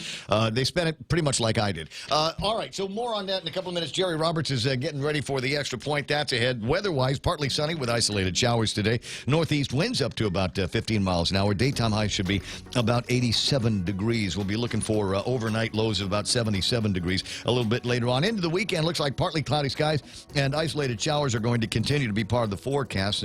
Decent winds up to about 20 miles an hour. maybe kiteboarding. Find the guys. They'll tell you about it. Partly cloudy with isolated showers up to about 15 miles an hour. And overnight lows of about 77 degrees. Sunrise this morning was at 6 after 6. Sunset tonight will be at 6:34. Hashtag tell the others where it's going to be. Now, Real Joe sent this to me. This is last night's sunset, right? So it's a great view with the cameras and all of that last night in the usual spots. This is in the Village, right? Yeah, that's right by Simply Food, SDA. So I took a picture of the sunset last night. I was trying to take a break from debating with somebody on Facebook on Bill 335, and he was just kind of all over me. And I'm like, dude, look at what we're missing. And I put up a picture of the sunset. Can we pause for just a couple of minutes while we appreciate what God has given us tonight? There's a few other of these things floating around. Mana sent me one. This is sunrise from Uncle whose house? Mana? Uncle Earl Garrido. Uncle Earl Garrido. Okay, so looking northbound towards you can see. Heights right yeah, there. You can make out Barragata Heights in the your distance. Uncle? Yeah, what's that? We're related.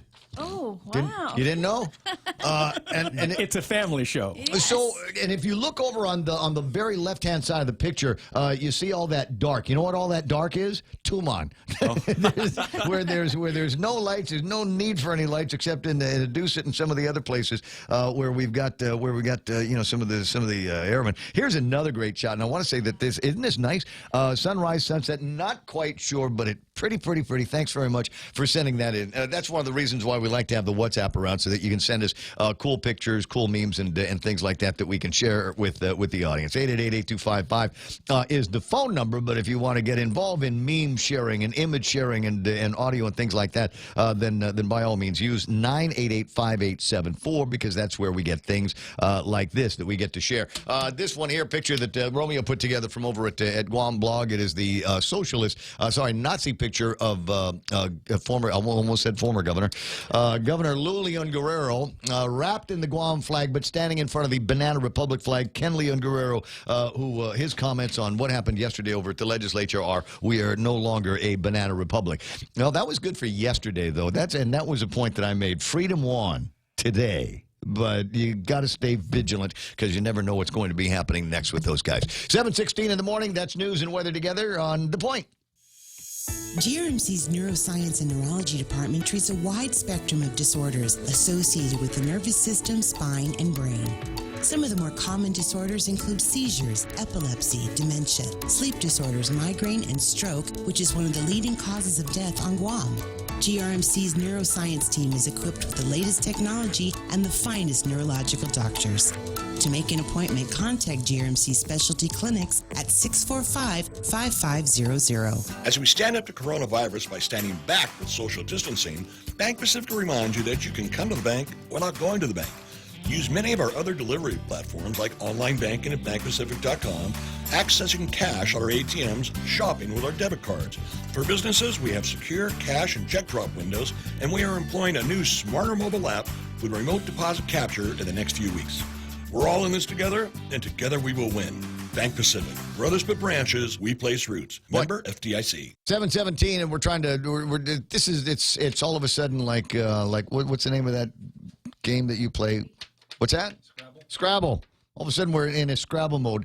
So Jerry Roberts is clearing his voice.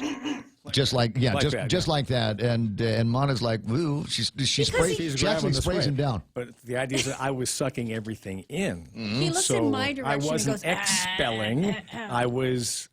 What would the other word, if expelling is a word, what's the opposite? Impelling.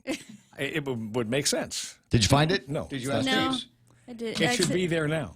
I see. Let's just add the word. KFC knows how important impelling and social distance is at this time. So as part of their efforts to ensure your safety, they're offering contactless delivery. Riders are arranging with a drop-off area with you. They've got the food and an envelope in the bag. You take the envelope, put some cash in it, and a tip extra. I've been telling you about this tip extra for the guys, and then keep the food. 300-3278 is the telephone number if you want to get started on that. And if you're trying to figure out what you're going to have for lunch, a reminder, KFC, in addition to the chicken, they've still got shrimp burgers, fish fillet sandwiches, sriracha popcorn shrimp. Again, 300-FAST for KFC's delivery service. Portions of the program also brought to you by Guam Regional Medical City, first choice for all of your specialty care needs, and American President Line's global presence with a local home.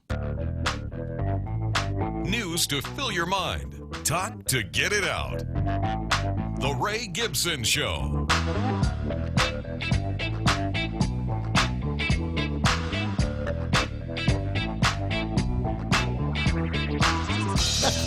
So coming up a little bit later in fact this hour on the program, going to talk with Dennis Larson. Dennis, many things. He's one of these guys that he'll watch your dog. He's got a little pooch hotel over at the place. He'll watch the dog while you're on vacation and doing all that stuff. If you need to help the dog across the Rainbow Bridge, then they have the facilities there for you to be able to do that as well. They'll present you with the cremains in a beautiful container and all of that kind of thing. Harley guy, gun guy, 2A guy, but also he's a bee guy.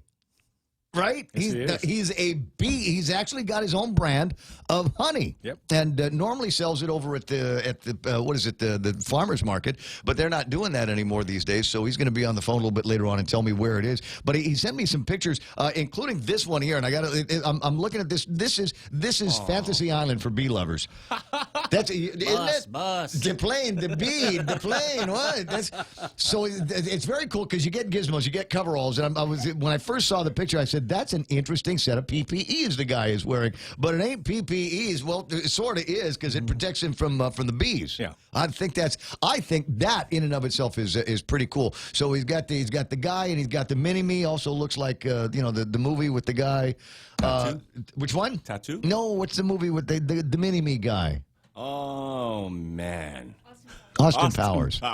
Yeah, it's God, not PPE, it's BPE. BP, right? Bee protection equipment. 7:21 in the morning. That's cool. We'll talk with Dennis in just a little bit. In the meantime, I'm done. Right? I mean, we can start talking about what's going on in the economy. I'll give you an idea of where the numbers are. As I said, it wasn't a terrible day on the market when I was looking at it before. Let me see, and it turned out to be decent. We're back in the green.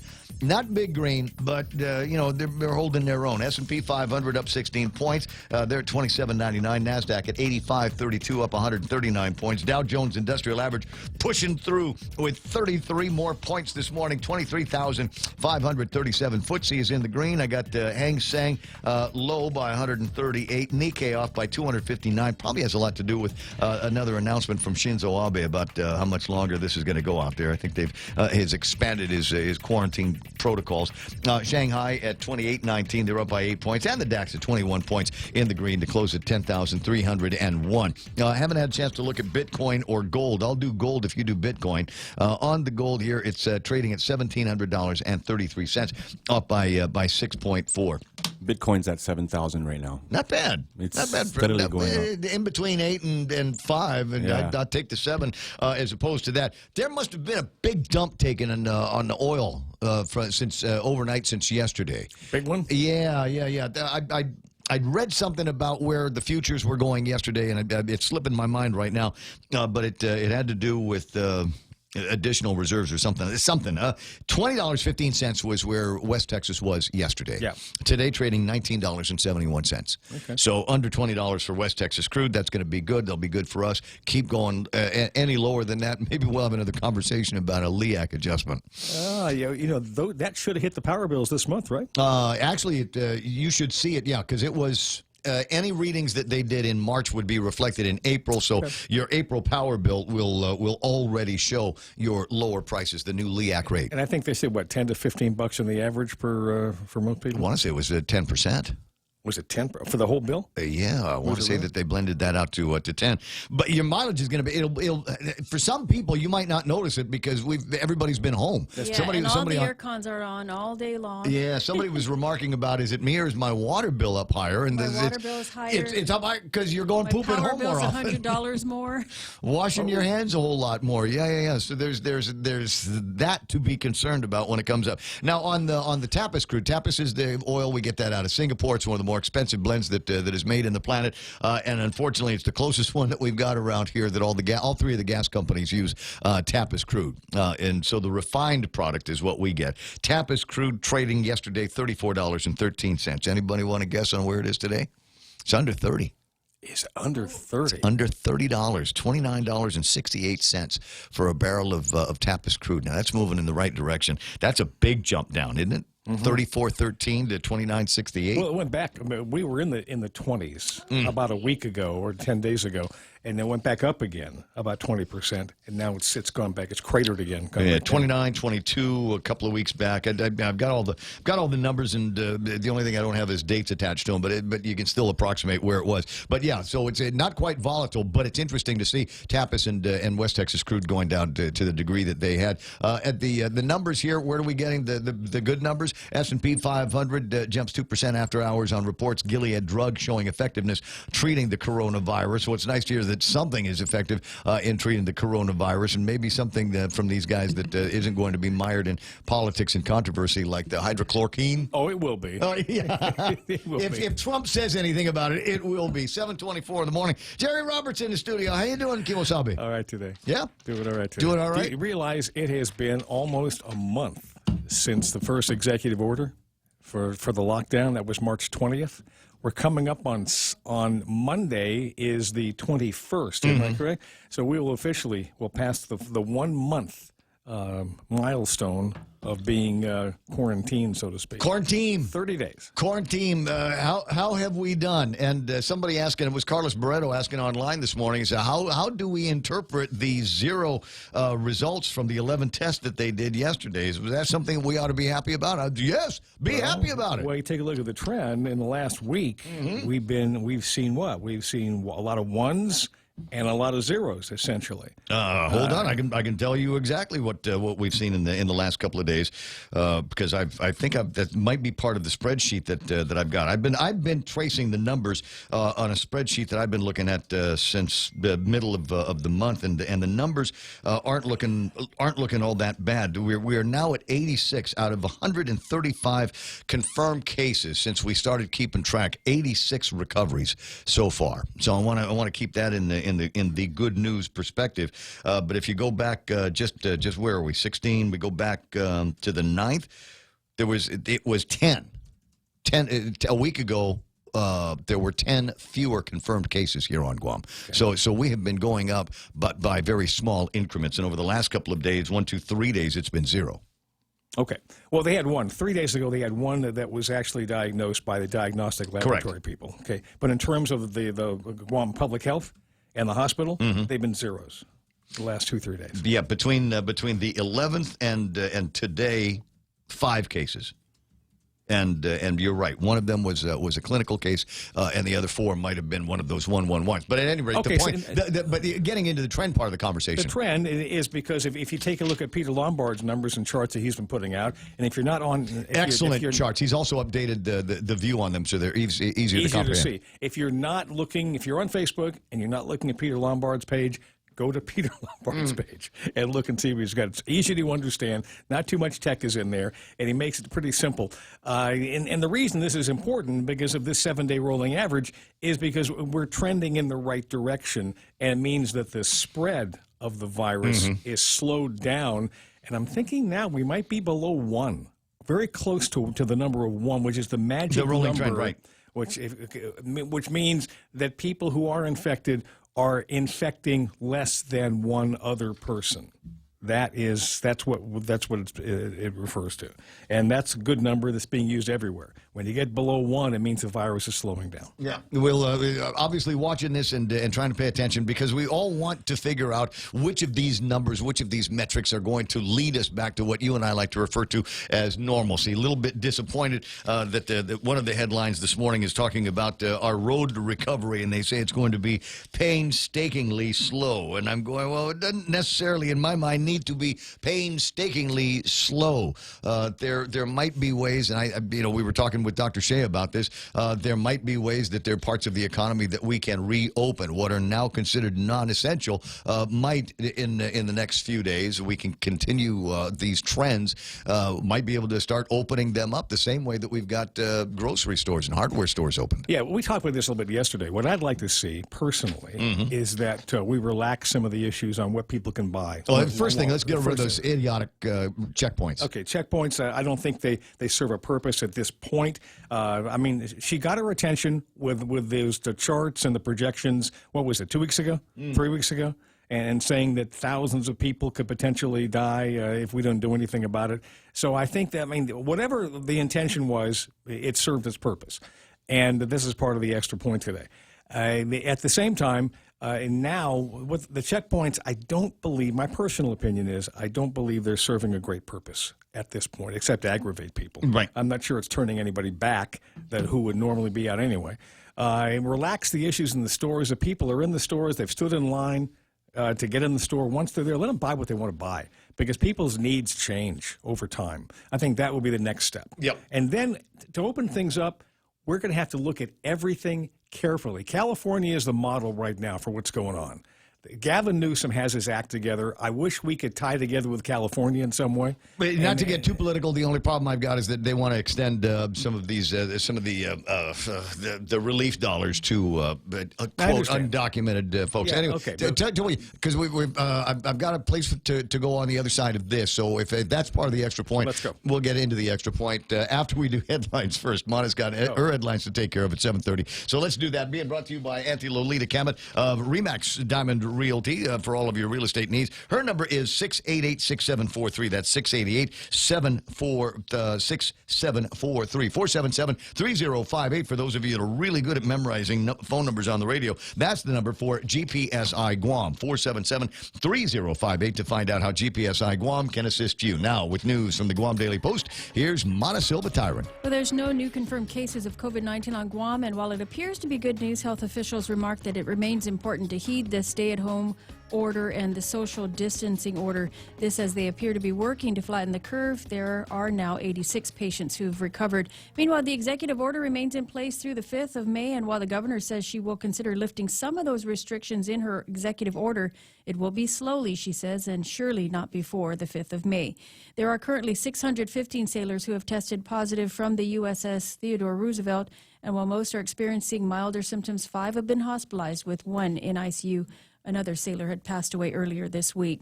And senators overwhelmingly rejected a bill that would have given the governor authority to call for a curfew in a vote of 12-3. Senators voted down Bill 335, which sought to grant the governor authority to implement a curfew and shelter in place. And finally, Jotnia's special election for mayor will not take place on Saturday, but has been moved to May 30th based on the governor's latest proclamation. The governor signed that, postponing the election for a second time due to the coronavirus. And those are your headlines from the Guam Daily Post. Pick up a copy of the paper or log on to the website at postguam.com. Gotcha. We were talking about what's essential, what's not essential, and things that you might have to take into your own hands. Alex Affligwe this morning writes, getting creative at home, like the old days. Told the kids to cut their favorite tangan so I can use it as a whip.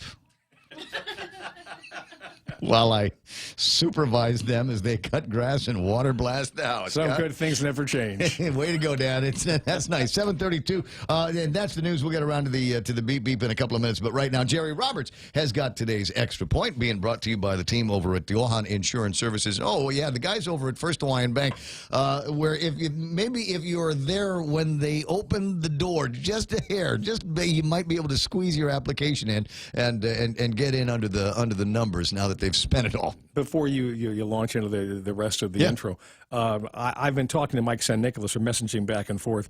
He feels they're going to pass more money. They're going to have to do that, and it won't be very long. So I think he was mentioning $250 billion more, they thought. I think they'll reassess that number and take a look at how many other businesses didn't get in this time and what they'll need. Between $250 and $500 billion probably will be added. Can you imagine? And just on the Department of Labor numbers, when we were talking with Dave Del Sole yesterday, now that he knows what the figure is going to be for Guam, $600 and whatever it is, $345. His thinking is that for Guam, the ask is going to be somewhere just south of $1 billion, $900 million or so is what they're going to be asking of the Fed. 7:33 now. Yeah, brought to you by Guam Insurance Services and First Hawaiian Bank, where it all starts with yes. Monday makes 1 month that Guam has been in official lockdown mode. Today, let's give out a little recognition for work well done. Next on the Extra Point. With 50 years of experience on Guam, you can count on us during times like this. You, our customers, are the priority, and we want to assure you that our bankers are there for you. Our call centers are available, and our online services are functioning efficiently. We also want you to have the confidence that you can bank with us virtually anytime, anywhere. If you would like to enroll for online and mobile banking, go to fhb.com/enroll. At First Hawaiian Bank, it all starts with yes. Member FDIC. The governor's executive order to close most businesses and government offices went into effect on March 20th. While most of us have been hunkered down, there are a number of people who have been working, those deemed essential. For them, it might be a bit of a mixed bag, as they're happy to have a job and earning a check, but no doubt are exposed to greater risk than those of us who are inside most of the time. So let's start by recognizing the people in retail stores and gas stations. I've met a lot in the last month who are doing their best to provide service and trying to add a little extra touch of friendliness. One key piece of praise we need to give them is working hard to keep shelves stocked. We can't ignore the psychological benefit we got from realizing that most of what we wanted was going to be there when we went after it. Hoarding generally stopped when people understood the retailers would be able to supply their needs. Next up, GPA and GWA. There have been a few hiccups in the delivery of water and power, but in the larger picture, they've both come through at a critical time. Banks and credit unions deserve praise. There are some long lines and hours of operations are shorter, yet people are able to handle their financial transactions easily enough. Of course, their work is now even more important as workers are processing or will be again processing SBA loan requests for qualifying businesses. Restaurants and delivery services step up and take a bow. Takeout hasn't been a huge factor in Guam's food business to this point, but I think that is now going to change, and permanently. As long as delivery charges don't escalate, I think this sector of the industry will do much better from this point on out. Hospital workers, clinics, doctors, thank you for your service, given while you put yourselves at risk of catching the virus, and some have. Guam Police and the National Guard get a nod. GPD still has to deal with all their normal activities, then have been tasked also to join with the National Guard to do the checkpoints. I'm sure they aren't interested in standing out in the heat for hours and hours, so thanks for your patience, especially when some motorists have lost theirs and complain. And let's also give recognition to Governor Lulian Guerrero. While she's been hammered by many people over asking for greater powers to exert stricter controls on everyday life and activities, she deserves credit for putting the lockdown in place. The numbers tell the story, as infections have slowed. We need to be fair here. If you're going to criticize the things you think she gets wrong, then be willing to acknowledge when her actions prove effective. I'm sure there are a lot more people to give recognition to, but because time is limited, I need to add you. Yes, you. You've done your part by staying at home and using good hygiene, social distancing, and helping others. It all works because you do what you need to do. And now, keep it up. We've still got a long ways to go. That's the Extra Point. Stay home and make something good happen today. For 93.3, The Ray Gibson Show, Guahan Insurance Services, and First Hawaiian Bank. I'm Jerry Roberts. There was this morning on Coast to Coast. There was a fella. I forget what the topic was. It was somebody saw Elvis, or I can't remember. It's one of it was a Coast to Coast show, but the guy took great pains to remind the listeners of the program. And if you were up early, you heard it. Remind listeners of the program. A little appreciation goes a long way. And he was talking about being at a grocery store in the midst of the coronavirus 19 that everybody is in the midst of, and it's something that I should probably be more thoughtful of as well. I always try to make some kind of contact with somebody, but usually it's just some smart aleck remark because I'm Ray. He said, "Thanks very much. I appreciate you being on the other side." It's just a cashier, just somebody that would normally you wouldn't pay that much attention to. You bought your stuff, you're there, and here's the credit card, and how much is all of that? But he took a second, stood back, and said, "Thank you very much." And the cashier was brought to tears. He said, "I never ever hear that," and it really humanized the process. So as I've said a couple of times, if you're doing the to-go thing, if you're picking up a to-go order, tip a little bit extra, tip more than you normally would. And while you are going about your transactions in what any other time would be a completely forgettable interaction between you and another human being, Make it memorable. 7:38 in the morning. Amen That's to the that. extra point. Amen to that. It's going to be church this weekend, too. And just that thought alone will get you into heaven. I connect time and what? No sister said. Honest.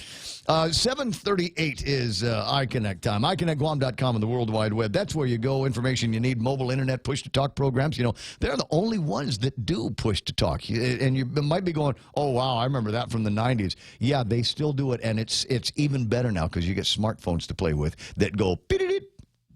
Becoming a homeowner can be a scary process, but it doesn't have to be, especially if you have the right guidance. Break through your fears and go to a real estate professional that will ensure a higher chance of success. That person is Lolita Kamet of RE/MAX Diamond Realty. Lolita also specializes in commercial leasing, land sales, local residential sales leasing, and military and corporate relocation. Don't be afraid. Call Lolita Kamet from RE/MAX Diamond Realty at 688-6743. That's 688-6743. Tracy is asking for a copy of today's Extra Point. You can go, if you'd like a copy of today's Extra Point, and hundreds of others since we've been doing this program, then all you need to do is go to GuamTraining.com on the World Wide Web. Okay, Tracy? Appreciate it. 7:40. Be right back. Oh, wait, what am I supposed to do? The what? The live reads. Security title, Wendy's. Just go ahead and you do it. Security title for all your real estate needs. No. The land you bought might not be your land. You're getting close. All right, you're getting close, Real Joe. So wait, who was it? It was the security title and who else? Wendy's. Okay, Wendy's. All right. Now, Wendy's, they gave me some new copy to talk about, and I like it because I get to say the word croissant. It's a croissant. Oh, coupé de fromage. Oh, coupé de fromage. Who cut the cheese, huh? Anyway, so they've got the croissant sandwiches, super soft croissant bread, light cheese sauce, freshly cracked egg, your choice of either bacon or sausage. Perfect paninis, too, with bacon or sausage. Or you can say, you know what, hold the meat. I don't know why you'd want to do that. They do applewood smoked bacon and sausages better than anybody else over at Wendy's. And yeah, portions of the program brought to you by the team over at Security Title. You got complex real estate transactions. Hey, I know, look, all you want to do is buy a house. And that in and of itself can be complex. Those guys over at Security Title have seen it all. So find Ron and Kim and they'll tell you how to do all of that stuff. Everyone has a busy schedule these days, and sometimes we forget to schedule our routine dental checkup and cleaning. Don't neglect your dental health. Schedule one today with Dr. Robert Yang and his Smile Team, conveniently located at the East West Business Center on Marine Drive, Upper Tumon. Call us today at 647-8702 or 3. Again, that's 647-8702 or 647-8703. We make smiles happen. Studio time 7:41, and a quick look at the traffic gizmo before I join my buddy Dennis Larson here in just a second. And as usual, probably just some intersection traffic because the majority of the island is shut down one way or the other. But I also recognize that there's a ton of you that are trying to hit the road, get your work done before the checkpoints, right? That's a thing now. That is a thing. And it used to be you'd say, all right, well, I got a checkpoint over here, so I'm going to go around the other way. All of the other ways are just as congested now. So good job. We've managed to take something that's completely useless and make it so it slows and jams traffic on all of the roads. And at all times now. There's going to be traffic in the morning again because we've got checkpoints in the middle of the day. All right, so outstanding work there to the rocket scientists over at Adelup. Looks like things have quieted down over at the North Gate. Randy sends this to me on Facebook. He says, no, it's the North Gate, not Northgate. Okay, you say road closures, I say checkpoint, right? You say Northgate to a local, and they're going to go, oh, yeah, over by the 76 Circle K and Marina. You mean near Kmart, right? No, not that. But anyway, so it looks like that's calmed down a little bit, a little heavier intersection traffic. And if you're trying to get into Big Navy in Sumai, you're going to find some trouble down there. Maybe a couple of lights worth of delay because that's a for-real checkpoint. 7:43. Right now, traffic here in the Point.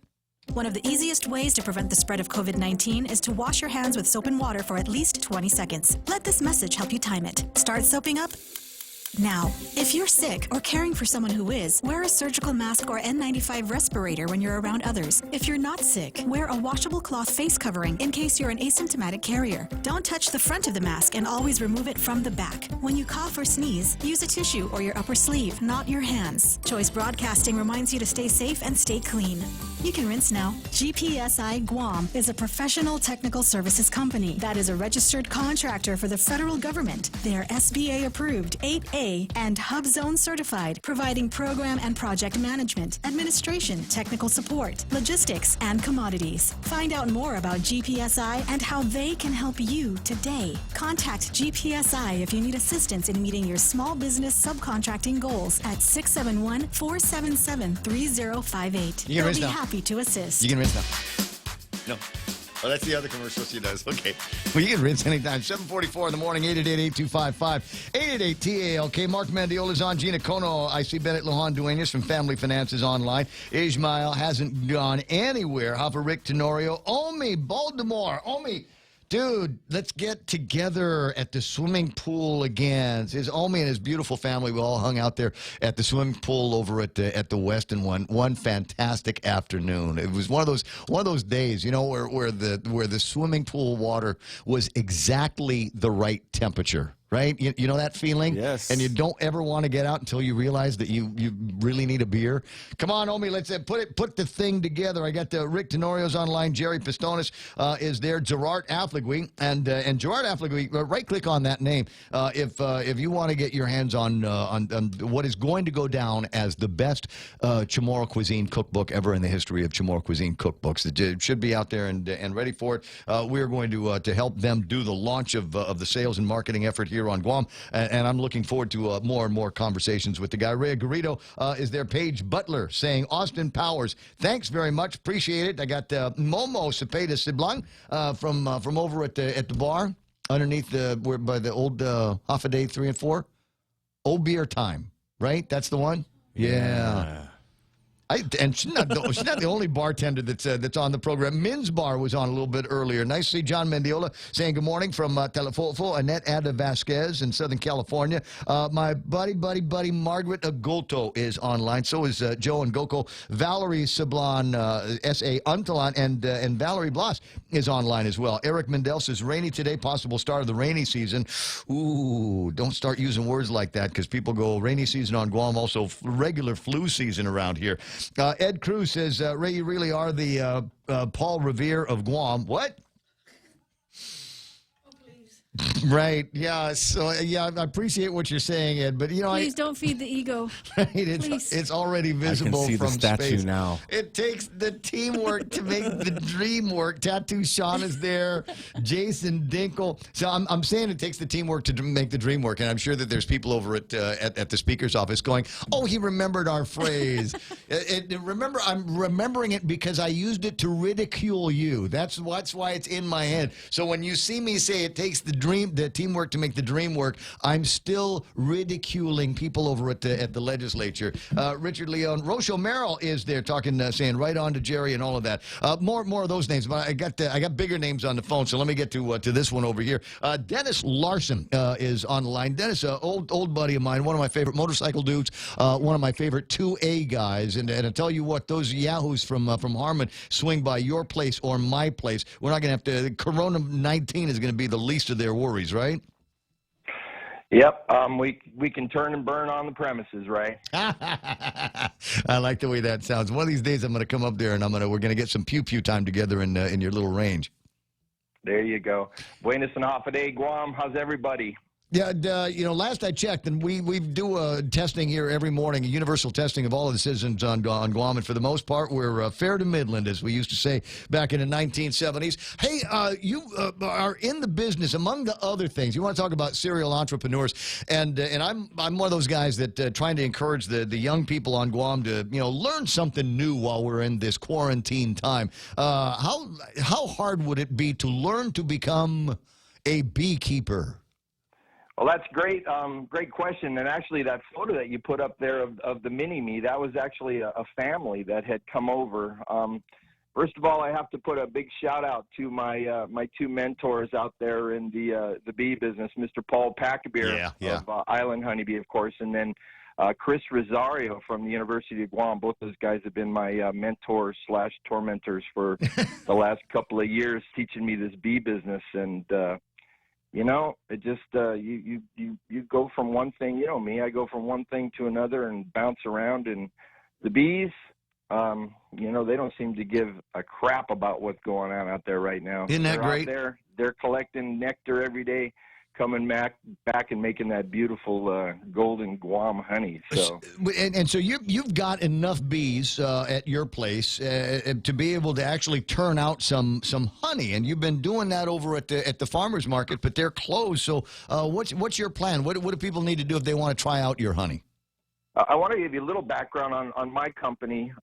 Yes, I do have 10 of my hives, and we're proud of the fact that all 10 of those hives are bee rescues. And this is where I want the public to listen up, because what I mean by bee rescues is all of my hives have come from bee rescues where residents have called. Oh, they're building a house in the wall of my home, or they're in the tree in the backyard. They're swarming. We don't want the children to get stung. Right. So if they call us, we go out and we actually rescue the bees. And some of the photos I sent you is us actually tearing the walls off maybe the side of people's houses, taking the tin off and getting the bees out of there. Most people's reaction is, oh, there's a million bees there. Let's spray them with some Raid. That's not what we want to do. We want to save the honeybees. There's numbers that we'll give you that you can call. You can get a hold of myself or Paul or Chris from UOG, and or call any of your exterminators. They all know to give us a call. Huh. Because the bees are endangered, and we want to actually try to save them. So my mission is to save them. I go to the homes, I rescue them, I bring them back, I put them into boxes, I give them nice little condos to live in. And yeah, we do take their honey, and we sell it. But like in my case, if I go to a home rescue and pull a hive that's been in an air conditioning duct for 10 years, sometimes we get 50, 60, hundreds of pounds of honey out of one extraction. So, wow. Hey, yeah. Now, and you saw me looking at you one day as I was driving home, and I think there's everybody on Guam that is familiar with Danny's house up in the Mongmong Hyundai. That's the castle looks like Elvis Presley Boulevard and all that. It's one of those things where we're waiting for a plane to crash into it every once in a while. And on the bottom of one of the topmost levels was I want to say a wood panel, and there was a hive in there, and you guys actually went in there with all of the climbing gear and all of that, and were able to extract the bees and the hives and everything from over at Danny's place, right? That's correct. We did 3 days at Danny's house, believe it or not. We got like 7 or 8 different colonies out of there. And, Danny's great. He allows us to go over. He's planning on doing some remodeling there, so he's allowing us to take the bees out. They've moved right back in, the new ones. They just like the space so much. They like his prime real estate. They're back, so we actually got to go back there and get them. So if you see a swarm of bees and something that you think might be a swarm of bees, give us a call. And we'll come out and have a look at it. We can have you send photos to make sure it is. There's something else I want to touch on, and we are fighting a battle here in Guam against the Asian greater banded hornet. Now, this is a large hornet, and this is one of our only arch enemies for our honeybee hives, because these large hornets will come and they can actually decimate a single honey hive in one stop by.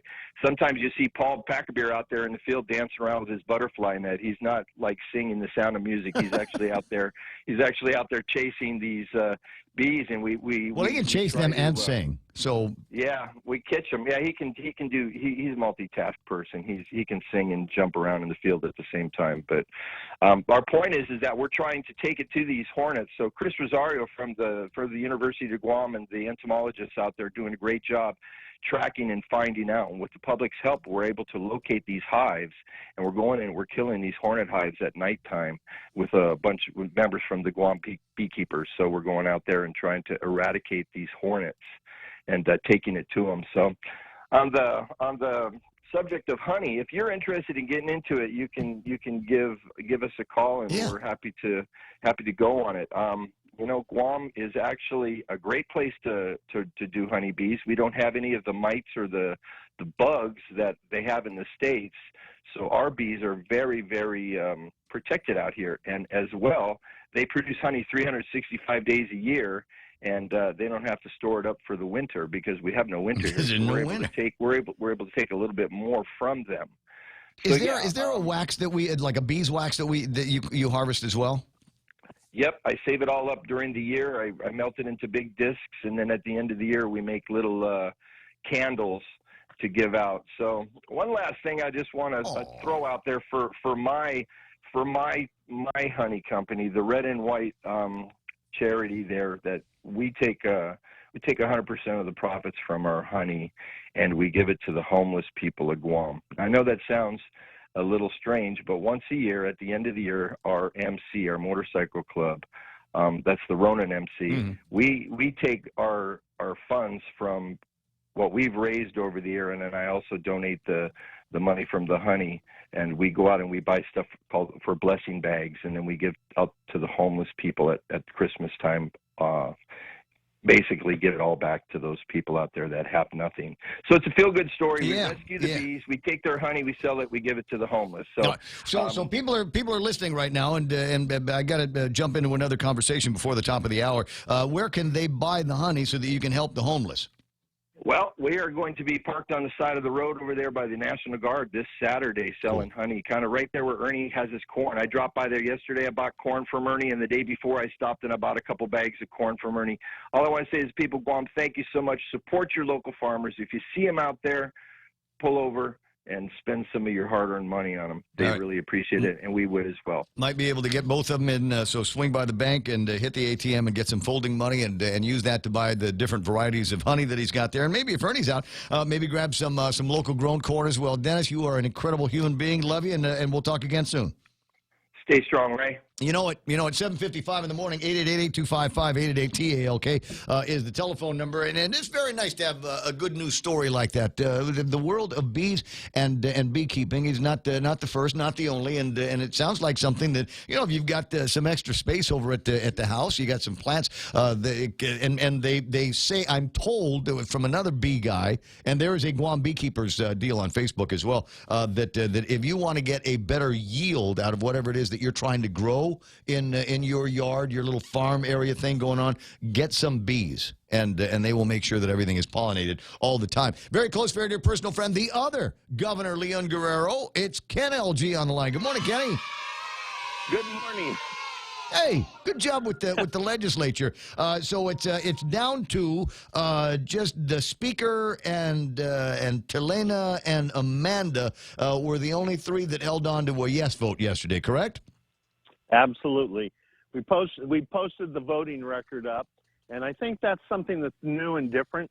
Last year or so, we've been posting the voting records up. Yeah. That way the senators know that the people are going to remember how they acted, because there was a time when senators had that advantage of time, and they would always think that, oh, yeah, by the time election comes, the people won't remember this, So we're going to make sure that they do remember. Oh, no, the thousands of people that were tuned in, either watching it on YouTube Live or watching it on Candid yesterday, are going to remember exactly how that went down. And they will remember the strategic wavering that took place with the people that, I'll pass and see where this is going to go. And that one was Kelly, Therese, and who was the other one that passed?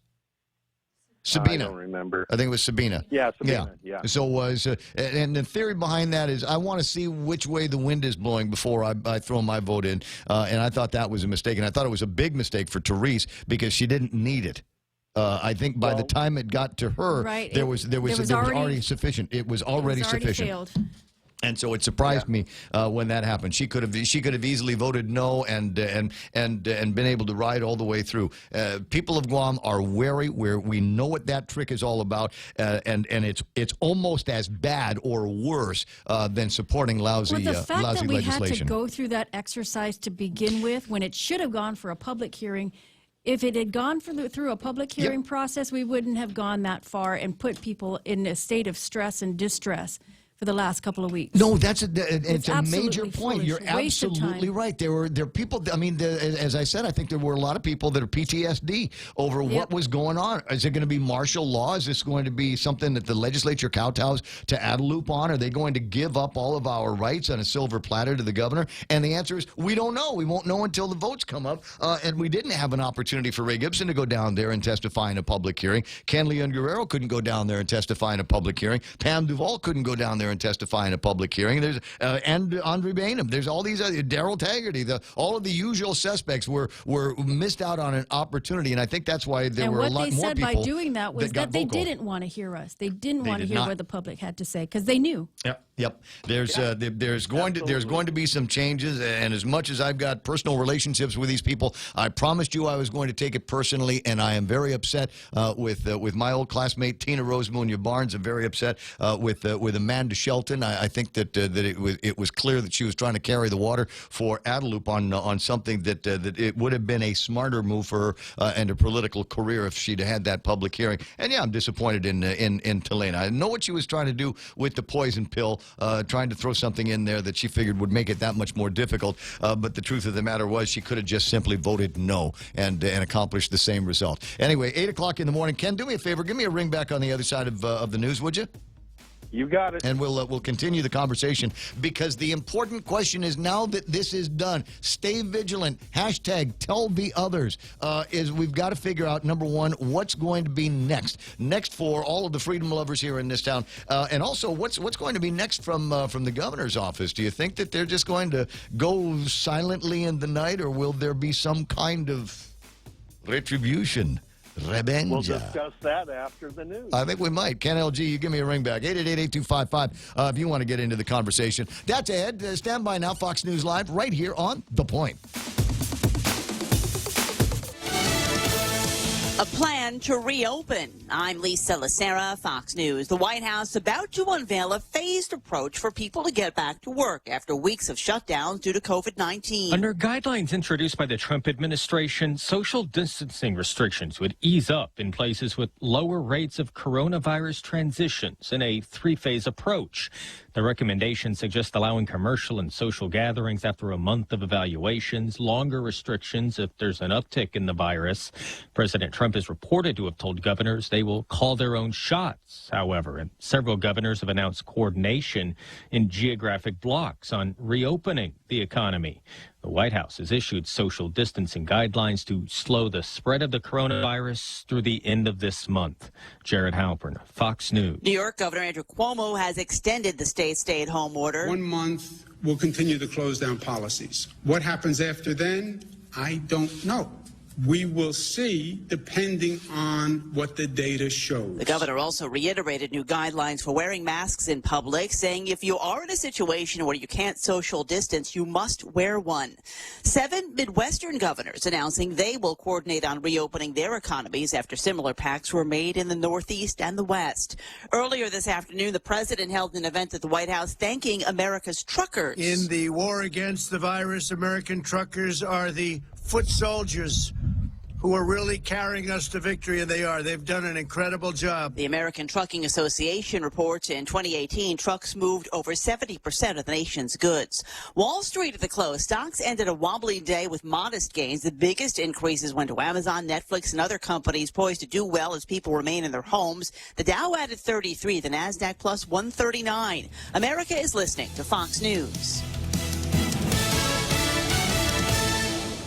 As we continue to protect our families and community from the effects of COVID-19, GTA would like to encourage you to use our online services or to call us. If you'd like to pay your bill or need assistance with services, you can chat with us online, connect with us on Facebook, call us at 644-4482, or send us an email at ask@gta.net.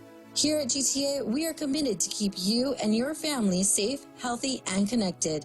GTA, we start with you. One of the easiest ways to prevent the spread of COVID-19 is to wash your hands with soap and water for at least 20 seconds. Let this message help you time it. Start soaping up Now, if you're sick or caring for someone who is, wear a surgical mask or N95 respirator when you're around others. If you're not sick, wear a washable cloth face covering in case you're an asymptomatic carrier. Don't touch the front of the mask and always remove it from the back. When you cough or sneeze, use a tissue or your upper sleeve, not your hands. Choice Broadcasting reminds you to stay safe and stay clean. You can rinse now. Another dismal unemployment report. Millions more people lost their jobs last week. Another week of businesses closed or scaled back by the coronavirus pandemic. There were 5.2 million new claims for unemployment benefits. The number is even larger than the 5 million forecast and means more than 20 million people have lost their jobs in recent weeks. The number of unemployed could be even higher because many states are still struggling to process the flood of unemployment benefits. States are also expecting another surge in claims as they begin to process applications for gig economy workers and self-employed people. Ginny Cosola, Fox News. The Centers for Disease Control and Prevention says there's no evidence the virus is spreading through mail or packages, but it says it is still a good idea to wash your hands thoroughly after handling mail and packages, and don't touch your face after handling deliveries. The virus spreads through droplets when an infected person coughs or sneezes. A positive side effect of the outbreak, levels of air pollution seem to be easing. NASA satellite data shows that air pollution in large cities in the Northeast has dropped by 30% in the past few weeks. It coincides with stay-at-home orders that were issued to curb the spread of the coronavirus. NASA says nitrogen dioxide levels that are raised by burning fossil fuels for transportation and electricity generation can be used to see changes in human activity. AccuWeather says it's similar to the air quality improvements made in Italy and China during lockdowns in those countries. But it's not confined to places like New York City or Washington, D.C. AccuWeather says other major cities with less pollution include Cleveland, Detroit, Buffalo, and Pittsburgh. In New York, Tanya J. Powers, Fox News. Actor Brian Dennehy, who starred in films like First Blood and To Catch a Killer and later gained acclaim for his stage work in plays by Shakespeare, Eugene O'Neill, and others, has died. He was 81. I'm Lisa Lacera. This is Fox News. Today, this is Congressman Nicholas. The federal government is making $7 million in small business disaster loans available for small businesses impacted by the coronavirus. If you would like more information, please contact our office at 671-475-6453 or our local Small Business Administration office at 671-472-7419. You can also email our office at michael.sanicolas@mail.house.gov. God bless you and God bless Guam. This ad was paid for with official funds from the Office of Congressman Michael F.Q. San Nicolas. Kung ikakuya sa buwan mo mipukan sa was, ni umipantoy sang mechikan, kolokol roson mo makalakan o kokonop. Katoang kumisang mechikan pan sa wase, kachikala ka perento pesangin soma. So chuchubenet, te kapokonen puinin armas, so churan mawen pe te ichipe, so chupale tiemen te sa ermen armas. Kachikach te pachpachoche nan chemba sakan. En kolokol roson mo, sa buwan manki, anson mawen mair, exercise, chungon, te sak mga mao o vitamin. En kolokol magalakan. Ter sair eman masocha na pe buten pe an so karos murun pitoy te purtosang wasa social pilipil. Ter ta kamese chumwe owe o kiyang munian kamela mas ni pe. Komuya sa pul mo muy pukan sa was en per sa pul machay take wasang kosan o peninikan sang kaperen somao ni muy pantoy sang mechikan kolokoroson mau makalagan o kokonop. Per torong wedge pulway sang Manialu the Micronesian Resource Center o Station of Choice Broadcast. Good morning. It's 8:06. I'm Ana Silva Tyron with a look at your local news from the Guam Daily Post. It was a major point of contention in recent weeks as the governor clamored for more authority to impose a curfew on the island, but lawmakers overwhelmingly rejected a bill that would have given her that ability. Bill 335 sought to grant the governor authority to implement a curfew and shelter-in-place directive through executive orders in response to COVID-19. But in a final vote of 12-3, the proposal was shot down. The bill was one of two that would have put more teeth in the executive efforts. Bill 334 also lost support. It would have imposed stiff penalties and possibly jail time for violators of the executive orders in this public health emergency. Two sponsors of the bill, 335, Senators Jose Terlahi and Joe San Augustine, dropped their support over concerns with its provision. Terlahi stating, as a combat veteran who fought for liberty both here and abroad, he voted against any chance of infringing on an individual's civil liberties, adding his vote was not a cast against the governor, but because he trusts the community will follow the guidelines set up by the governor. Bill 335's author, Senator Amanda Shelton, has expressed disappointment in the measure's outcome, but she pledged to continue working to protect against COVID-19 and shifted her focus to promoting other intervention methods. With all that now behind us, there remains a stay-at-home order per the governor's executive order that, among other things, keeps businesses closed and non-essential government agencies closed at least until May 5th. Residents continue to be urged to stay home and practice social distancing to stop the spread of the coronavirus. The governor did say that she'll continue to monitor the situation and will consider lifting some of the restrictions only after May 5th, but she says that will happen very slowly. While senators may have rejected one measure before closing session yesterday, they also passed a number of other bills that would give hazardous pay to government employees and 5 other bills also related to COVID-19. None of the bills had a public hearing as the requirement was waived in light of what senators said was an emergency. Bill 324 was related to suspending the 2% rainy day fund requirement in the fiscal 2020 budget law. Bill 326 giving the frontliners hazardous pay. Bill 332 related to creating exemptions for the service learning requirements, and Bill 333 related to the implementation of federal and local assistance programs regarding COVID-19. Also passed was Bill 336, which expedites procurement of critical medical supplies. And finally, Bill 339 also passed, waiving the 180-day school day requirement for DOE schools, which were closed early. All bills received unanimous support. Guam's lowest earning households will receive their pandemic relief checks today. The governor has said that the initial batch of payments are roughly 6,200 tax filers. Taxpayers who will receive the first batch of checks are those who reported incomes of $10,000 or less in a year based on their 2018 tax returns. The government of Guam is using $11 million in local funds to advance the payments of federal stimulus checks. Nearly 60,000 others will have to wait 2 to 3 weeks, and that's when the government of Guam is expected to receive $134 million from the federal government. For those taxpayers who haven't filed their 2018 tax return, Revenue Tax said that it will consider the 2019 filing. Revenue Tax Director Daphne Shimizu also said that her department will roll out a form next week for those who didn't file tax returns so that they can be able to claim the federal pandemic relief. More news after this.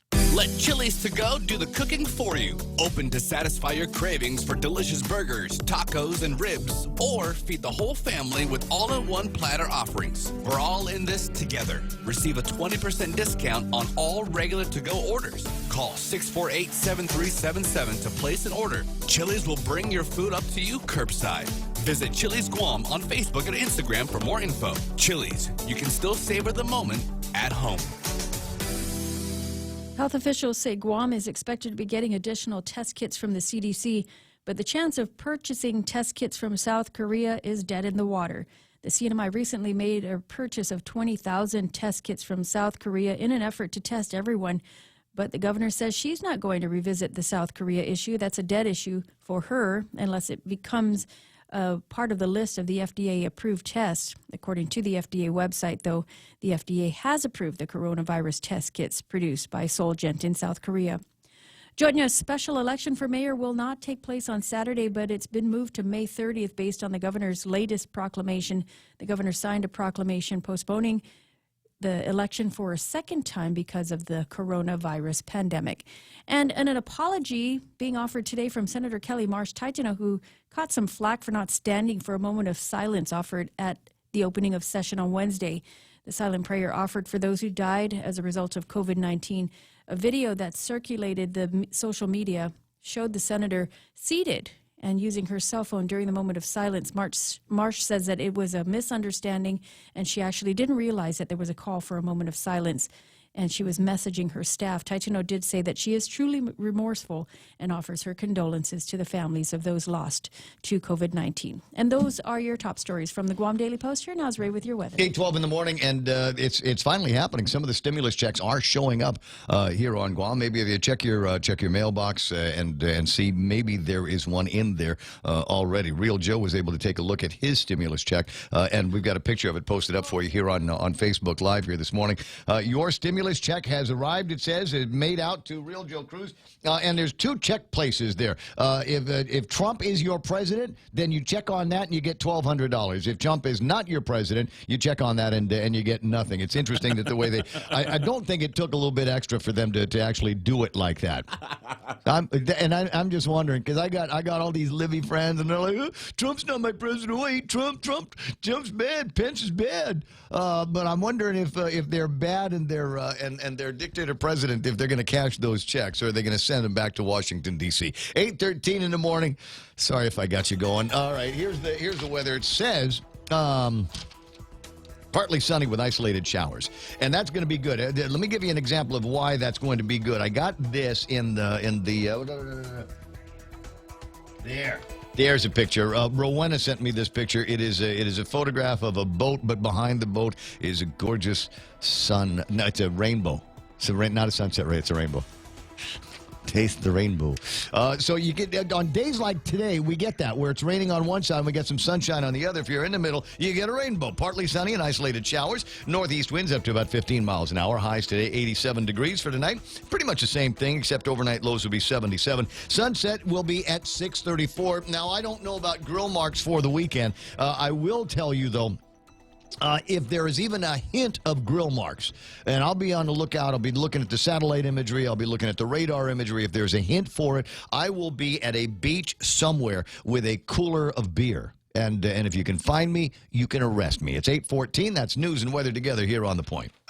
You know, these days even the Colonel stays at home. But when I get a hankering for some good old KFC fried chicken, red rice, and mashed potatoes, all I have to do is sing this ditty.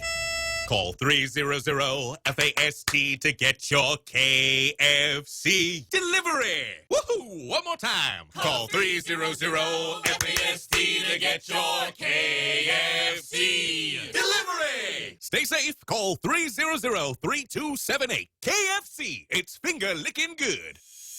GRMC's Neuroscience and Neurology Department treats a wide spectrum of disorders associated with the nervous system, spine, and brain. Some of the more common disorders include seizures, epilepsy, dementia, sleep disorders, migraine, and stroke, which is one of the leading causes of death on Guam. GRMC's neuroscience team is equipped with the latest technology and the finest neurological doctors. To make an appointment, contact GRMC Specialty Clinics at 645-5500. Maybe I get my hearing checked when I go over there. And so Real Joe's hollering through the glass, and it sounded like he said, okay, here's the commercials coming up. State Fair and APL. And I'm going, State Fair? Because you can't read his lips with the mustache thing. And the pugwa. The pugwa. Porno guy mustache is back. It was actually Take Care. As a GovGuam designated urgent care center, FHP Health Center is there for your urgent medical needs. FHP open Saturdays through Thursdays. Not open today, so you're going to need to think about someplace else to go if you step on a nail, or if you cut yourself with some broken glass, or if you're like me and you got that close to having the chain from your chainsaw come up and just graze you in the face. Anyways, yeah, think about them when it gets to be the weekend. 8:15 in the morning. Portions of the program also brought to you by APL, American President Line's global presence with a local home. Morning talk that matters. It's the Ray Gibson Show. Call now, 888-TALK. That's 888-8255.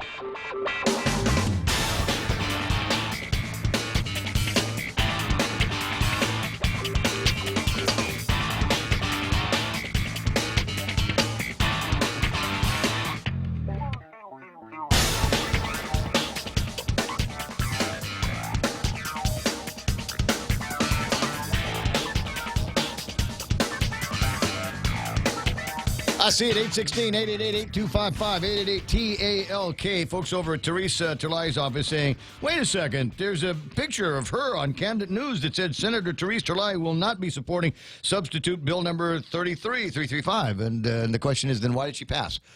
That was the noise that it made over at the legislature yesterday, and the response is, I'll need to ask her. I said, okay, go ahead. Ask and find out. That's the way it was on the screen yesterday, and as I said, by the time they got around to her, there was no need for a pass. Unless maybe it was one of those things where, was it a deer in the headlights moment? Could that have been, I mean, given the gravity of the measure? That's it, and that's me being generous with the benefit of the doubt.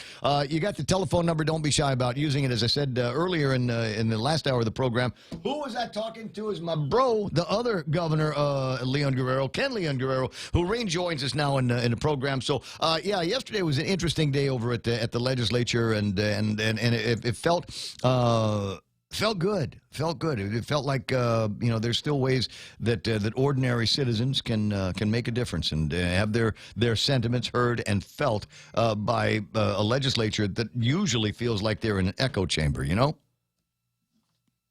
Ken. Echo. I don't have Ken. Where's Ken? No, I'm here. Sorry. Knock that off. Because I got just the phone system around here cost me $30,000. When I get dead air on it, freaks me out. I understand. Did you see the picture I sent you on the WhatsApp to lead our conversation with? The picture that you sent me on. Oh yeah. Is that the picture of the stormtroopers in front of Adelou? No, that's actually a video. Oh. Okay, because I thought that was pretty good. Yeah, it was fun. There was a whole 17-minute piece that I just cut down because the bill died. But if the bill had passed, there would have been a 17-minute piece there. But in any case, I just sent you Bill 335, the engrossed version. And when these two bills first came out, it didn't make sense because everything in the bills, the governor already had the power to, except for two things. One, which is to imprison or fine people who violate an executive order. And two, the ability to bypass procurement rules and regulations. Those were the only two things in both bills that she was asking for that she didn't have already. And then, that we got all this things around why isn't Guam testing more? And the word from the governor's office, there's no FDA approved test. But Teletaitagui sent me emails showing from Reuters news service showing that on March 28th, the FDA approved the South Korean test. So it was after March 28th that these bills were introduced. And since then, we still haven't gotten any tests. And, the conspiracy theorist in me is wondering, could the two be linked? Why would you ask for the ability to bypass procurement in a bill supposedly tied into curfew violations? So because you want to support, this is just two conspiracy theorists exploring the possibilities here, because those aren't the ones that we get maximum bang for our purchasing dollar, or we don't get kickbacks, or it doesn't help a friend. Yeah, that's my concern, because the fact that here we are, the public has been screaming for testing ever since the first lockdown order went into place. And she did the lockdown order under her existing powers, and we have been demanding testing so that we can get a better definition on the parameters of this. And instead of getting testing, we got the mass virus distribution centers set up on Route 1, Route 8, Route 10. Oh, that's got to be the next thing. And I really think that there needs to be protests over at the checkpoints. I think they're ridiculous. I don't think they do anything. I think they're actually more harmful than they are beneficial. And now like a virus, the traffic problems have spread to every other roadway in the area. We got people speeding through the villages to Cañada and Ledzing area because they're trying to avoid the checkpoints. It used to be that you could get through Tiedzen within just a few minutes, but now because of attempts to avoid the checkpoints in East Agana, Tiedzen is generally jammed up for northbound or westbound traffic and all afternoon long. Yeah, so for something that was supposed to make the people of Guam safer, it has done the exact opposite. It's exposed our police officers and our guardsmen to unnecessary risk. It's exposed the people going through the checkpoints to unnecessary risk, because the safe distancing and staying at home is being complied with by, I'd say, the most of Guam's people. But the areas where we're falling down on are at the checkpoints, because at the checkpoints, we got guardsmen and police officers within 2 feet of us, and we're both talking over a stack of pamphlets that they're handing out to everybody. And as we know, face masks alone aren't perfect protection. Well, it's not even that though. I mean, where's the science that says that that's going to flatten the curve? Where's the science that says that checkpoints are going to slow the spread of coronavirus on Guam? Where is that? And if it was that good, if the science was that airtight, then why take a 2-hour break in the afternoon? Yeah, and why only have it on 4 roads and publish a map on how to avoid the checkpoints? You know, so. It was more a political play demonstrating power than it was actually an action meant to protect the public. Well, and so the deal is that was a perfect example of how to get people annoyed enough so that they would reach out to every single senator at the legislature and get them to disapprove of any further overreaches. So if you want to look at it strategically, if you were trying to get some more power, you did it exactly wrong because of your overreach. You annoyed the population enough so that they became politically active and will likely remain politically active until this crisis is over and is going to double check and vet everything that comes out of the governor's office. Nobody will believe anything that comes out of there at first blush. Yeah, I mean, the senators basically wasted 2 weeks of our time and taxpayer dollars on these bills when they should have been introducing bills about getting the test kits, about creating a quarantine centers, about creating emergency repairs and acquisitions and licensing for other doctors that could come in here and practice. Because now we've got 150 doctors supposedly coming in from the military. Are they going to be allowed to treat Guam citizens? You know, I mean, we have this dichotomy going back and forth of real things that the senators could have and should have been doing for those past 2 weeks that would have a direct effect on the quality of life and safety of the people of Guam. Well, I would like dithering around on giving the governor powers she already has, plus 2 more that are dubious in nature. That was a waste of time. Well, actually, you know what they can do? What they can do now is understanding the slippery slope that certain pieces of our Guam Code annotated provide for is what is it, Title IX? What's a section of the Guam law? Whatever it is, we'll go back through that and start looking at it again and saying, okay, wait a second. Here's the deal. We need to curb some of the powers. Somebody decided once upon a time that the governor should have all of these powers in some kind of an emergency. They need to go back now to those sections of laws and roll back and go, you know what? Maybe the government doesn't need to be in everybody's faces. Maybe among the things that the governor should not need to worry about are what are and are not essential services, what are and are not essential products. Just remove that. We have to defend our rights because right now, as you know, I've got a lawsuit going against the Department of Administration. Now, I've lost the first round, and the judgment was that taxpayers have no right to sue the government. Even though there's a law on the books that says taxpayers have a right to sue the government, the court system has ruled that taxpayers don't have a right to sue the government. So I'm appealing that because there are numerous flaws in their ruling. But the whole point is any right we have undefended will be lost. And we saw that with this overreach with 334 and 335. Well, we've got work for the Republican, the soon-to-be Republican majority in the 36th Guam legislature. The Republican majority in the 36th Guam legislature has got work to do so that the next time something like this comes up, if anybody continues to pay attention to the government, that things like video stores, clothing stores, jewelry stores, and sporting goods stores are able to remain open, and the products that you find once you're in the store will be available for purchase. I think that's going to be something important. 8:26 in the morning. Hey, I got to let you run. I'll talk to you pretty soon. Okay. And you have a terrific day. Looking forward to seeing and getting more artwork on that.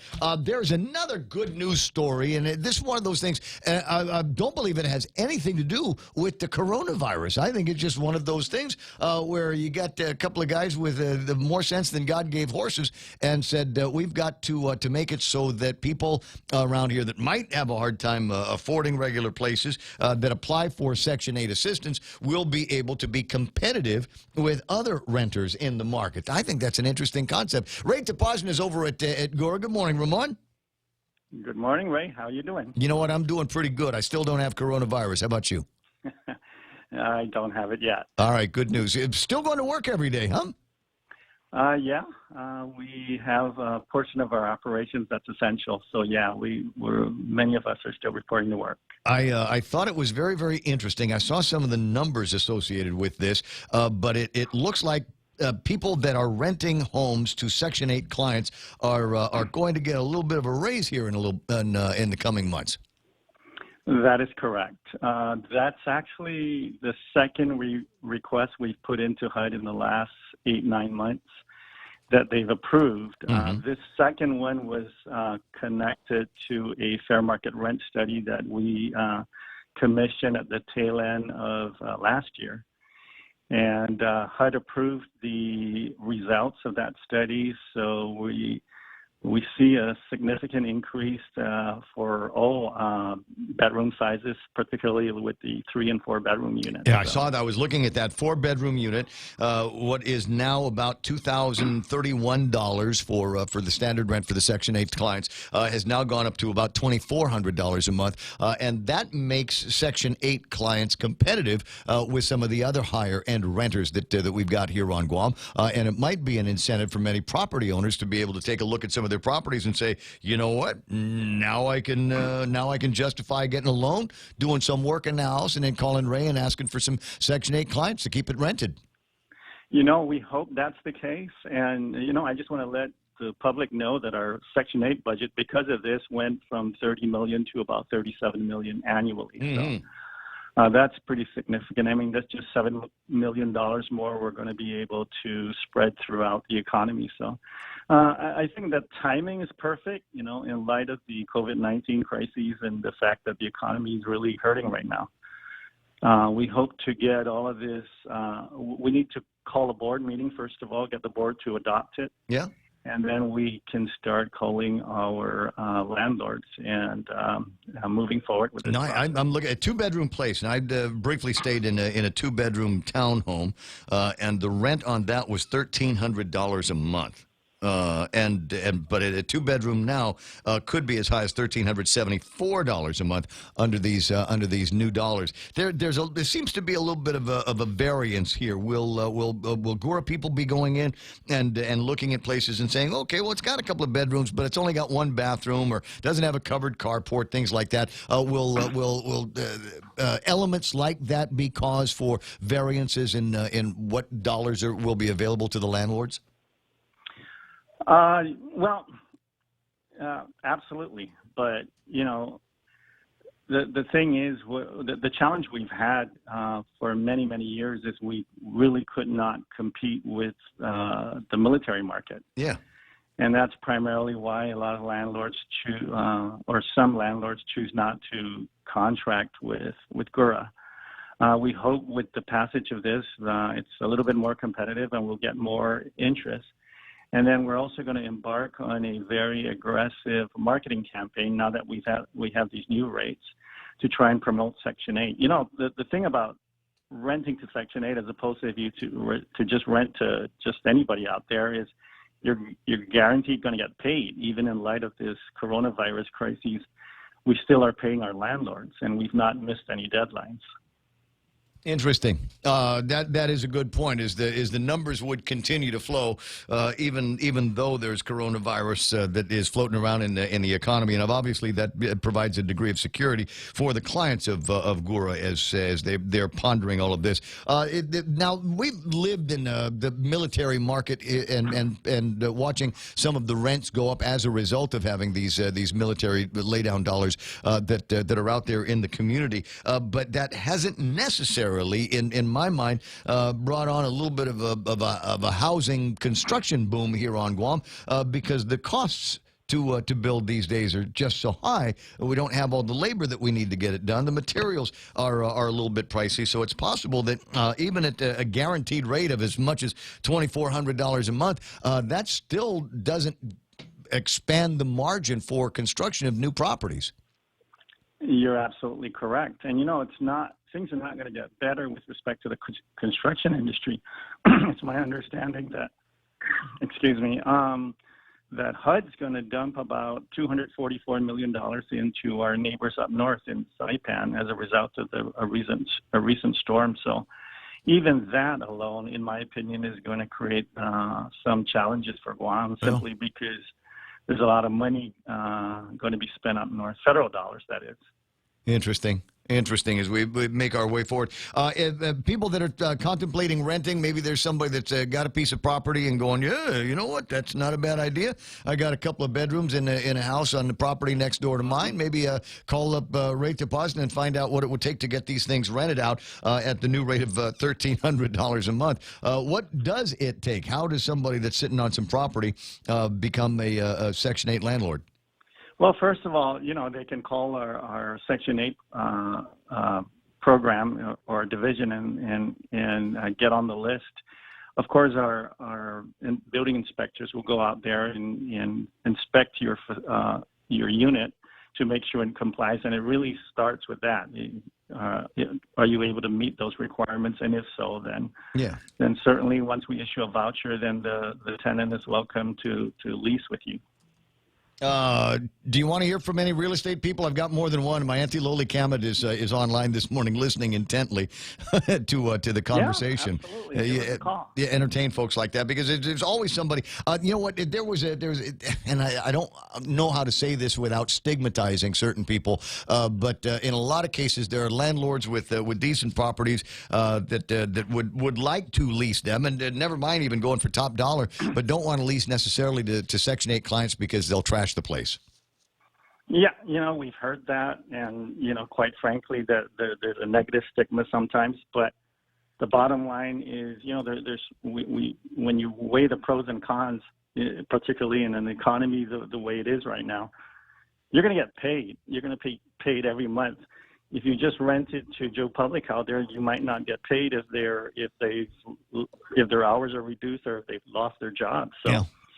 Section 8 really is a guarantee. You'll get at least 70% of the rent, even in a failing economy. Yeah, the federal government will still pay for it. But like I said, the margins are tight enough to begin with, and then all of a sudden you add on top of that, I got to replace the carpet, or the place has got to get painted, or it's got to get fumigated because they let the dogs sleep in the house. All of those kinds of things. Take everything with a grain of salt. It might be good for you as a landlord, might not be good for you as a landlord. For more details, get a hold of Ray and his team over at Gura. And as you said, you're essential, and you've got people in the office now that can answer those questions. But, just like any other renter, you would, of course, when you enter into an agreement, you would have a security deposit. So there's nothing to restrict you from doing that, no different with Section 8. So if you have a security deposit and they trash the place, then at least you have the money to address that. The same rules. But the bottom line is you're going to get paid if you're under Section 8, and that may not necessarily be the case today. The same rules, though, apply for my Section 8 house as would apply if they were living in one of the developments, right? So no crime can take place, and there's no marijuana smoking and that kind of thing. Yeah, all absolutely. Right. Okay, and somebody will inspect and follow up on that. Yes. Ray Deposito works over at Gura. I hope you have a great weekend. I wish I could say, hey, I'll see you out there somewhere this weekend at a 5K or a gala or smoking wheels. But maybe next weekend, maybe in May, we'll see each other. Okay. All right. Appreciate your time there, Ray Deposito. Yeah, I certainly will. 8:36 in the morning, 888-8255. 888-TALK is the telephone number. Tim lost. I guess Tim wanted to go on with him. Sorry, ran out of time because I got the last look at headlines. That's coming up next. With 50 years of experience on Guam, you can count on us during times like this. You, our customers, are the priority, and we want to assure you that our bankers are there for you. Our call centers are available, and our online services are functioning efficiently. We also want you to have the confidence that you can bank with us virtually anytime, anywhere. If you would like to enroll for online and mobile banking, go to fhb.com/enroll. At First Hawaiian Bank, it all starts with yes. Member FDIC. Social distancing math. Tossie is infected with COVID-19. She still goes out because she and her friends think it doesn't affect them. Tossie infects 3 friends. Each one infects 3 more. In 30 days, 244 people are infected, including someone's nana. Most recover, but nana dies. Reduce your social contact. If you only infect 1 person, in 30 days the virus spreads to only 4 people. Stay home, stop the spread, save lives. All right, a couple of notes here in the conversation. Randy Landis, who writes in, he says, "Well, you know, if you want to get rid of all the Section 8, just adjust all these inflated rates, rental rates down, and we won't have to worry too much about Section 8." Can't do that, Randy. Those are market forces that are at work here today. We've got 168,000 people living here on Guam, and we've got the houses for 167,000. So there's a little bit of an overhang there. There are multi-generations of people living in homes because they cannot afford to rent someplace else. And you go, well, go to the bank. Mom and dad are both working, but you'd be surprised at how many working families there are here on Guam. But even after you combine their income, aren't enough to start talking to the bank to be able to get themselves into a house. And you're thinking, well, how much are the houses? Go and look. Go open up the MLS. Find Auntie Loli online. Ask her to give you a link to the MLS. And check out the prices for just basic houses. Not even a new house. Old fixer-upper up in Dededo. A 3-bedroom, maybe a bath and a half, and a covered garage, maybe. That'll set you back a couple of $100,000. And there are a lot of families here on Guam that aren't making enough money, as I said, even after you combine their income, to be able to go to the bank and meet up with that 80% requirement. Forget about down payments. That just ain't going to happen. So, and there's also protections when you're renting to Section 8 tenants. The Section 8 actually does periodic checks of the properties and stuff, so that, you know, there's always that fear that you're going to have these families damage your properties. But Section 8 actually goes out and inspects to make sure that they are maintaining the properties as they are received. We would hope so, and that there's a lot of inspections and there's a lot of penalties for people that will take advantage of. They'll take you out of the system if you fail to meet, you know, the requirements. Sure. They'll take you out of the system, and you can't benefit from that program anymore. So take a look at it. Might work for you. Might not work for you. And it is a guaranteed check from the government. It's market forces. You got a piece of property. I can rent this and maybe guarantee 70%, or I can rent this out to a couple of people in the military, and I got $2,400 sweet dollars coming to me every single month for as long as these guys have got the place leased out. And I've lived near those kinds of places where somebody has fixed up the house and renting it to the military.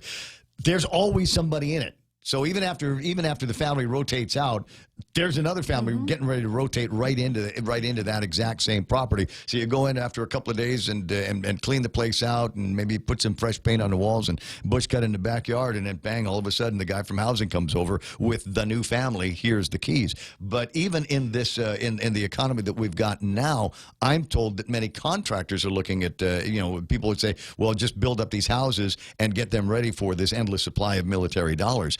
But the cost of construction, the cost of materials, and the cost of the money to be able to support the loans have now gotten up so high that the margin, even on that new construction, even with the guaranteed income, is still not enough for a lot of people to take that chance. So, yeah, there's some significant market forces at play here. 20 away from the top of the hour, and sorry, took a long time to get to it, but it's time for our last look at headlines now with news from the Guam Daily Post. Mana Silva Tyron. There are no new cases of COVID-19 on Guam, and 86 recovered. The numbers continue to rise, though, for sailors on board the Theodore Roosevelt. There are currently 615 sailors who've now tested positive, and while most are experiencing milder symptoms, 5 have been hospitalized, with 1 in ICU. One sailor did pass away as a result of COVID-19 complications. He was identified now as 41-year-old Aviation Ordnance Chief Petty Officer Charles Robert Thacker, Jr. of Fort Smith, Arkansas. Thacker's spouse, an active duty member stationed in San Diego, was flown to Guam and was at her husband's side when he passed. And senators overwhelmingly rejected a bill that would have given the governor authority to call for a curfew. In a vote of 12-3, senators voted down Bill 335, which sought to grant the governor authority to implement a curfew and shelter-in-place directive through executive orders in response to COVID-19. Senators also passed 2 other bills that waived requirements for public school kids whose school year got cut short. Another bill they passed gives hazardous pay to government workers who are working in the front line during this coronavirus pandemic. And those are your headlines from the Guam Daily Post. For more on these stories, you can pick up a copy of the paper or log on to the website at postguam.com. TJ Essie Camacho says, renovate all these abandoned homes that have been neglected and forgotten. There's a couple on the whenever I go to your house, right? So I go from my place over to your place and go through the little snaky roads. There's a couple of places that I pass by, and almost every single time I pass by and I look at them and go, man, I want that house. The one right at the loopy, right over by the loopy one. There's a couple of them with fences, and you can kind of see your way through the Sakati and the Tangantan and going, man, that would make a nice place for a house. With a nice view of the valley. Bet I can fix that, dude. I get a new credit card, take that up to Home Depot, take that up to Benson. I can fix that house, dude. And there's one with a really big mango tree in the front of the property. Yes. Oh my God. Yes. $2,500. So my buddy Jess Limtiaco, who loves to fight with me on online, says, see how it is. Raymond Gibson, he's always complaining because the government raises the GRT, which increases the cost of living. Yet in this case, he celebrates the government giving landlords more money that affect the real estate market. Because in my view, one of the increase in the business privilege tax is a waste of everybody's money for no other reason than to prop up an expensive government. In this case here, this is GURA, federal program administered here on Guam that is recognizing that market forces, again, it's market forces. The BPT didn't go up because of market forces. It went up because the legislature and the governor at the time couldn't figure out how to live with less taxes coming in. So this one here is actual market forces and the government responding, and it will be a way to be able to take some people that otherwise would not be able to live in decent housing. To be able to, and you can start looking around at some of these Section 8 places. You wouldn't want to live there, but all of a sudden, if it's comparable between what we're going to get out of the Navy, what we're going to get out of the GURA guys, yeah, maybe it's going to make it easier for some people to be able to get into houses and rent. 8:44 in the morning. Liz, I'd love to spend all morning long talking about that. Daphne Shimizu, who is very, very busy and impossible to get these days, is on the other line, and I'm going to join her after a very, very short break.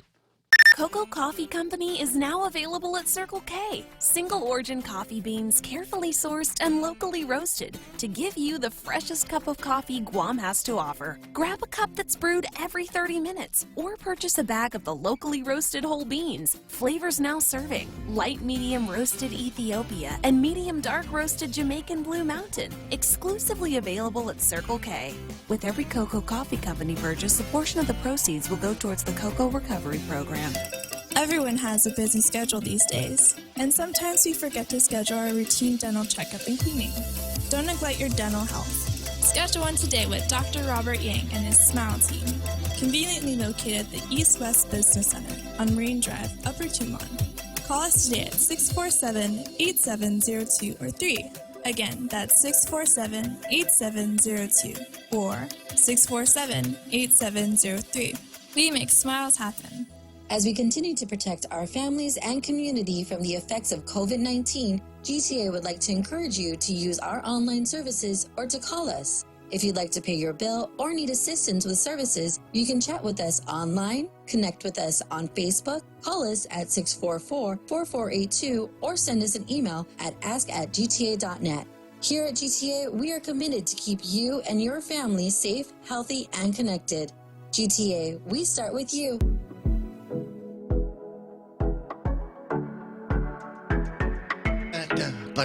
845.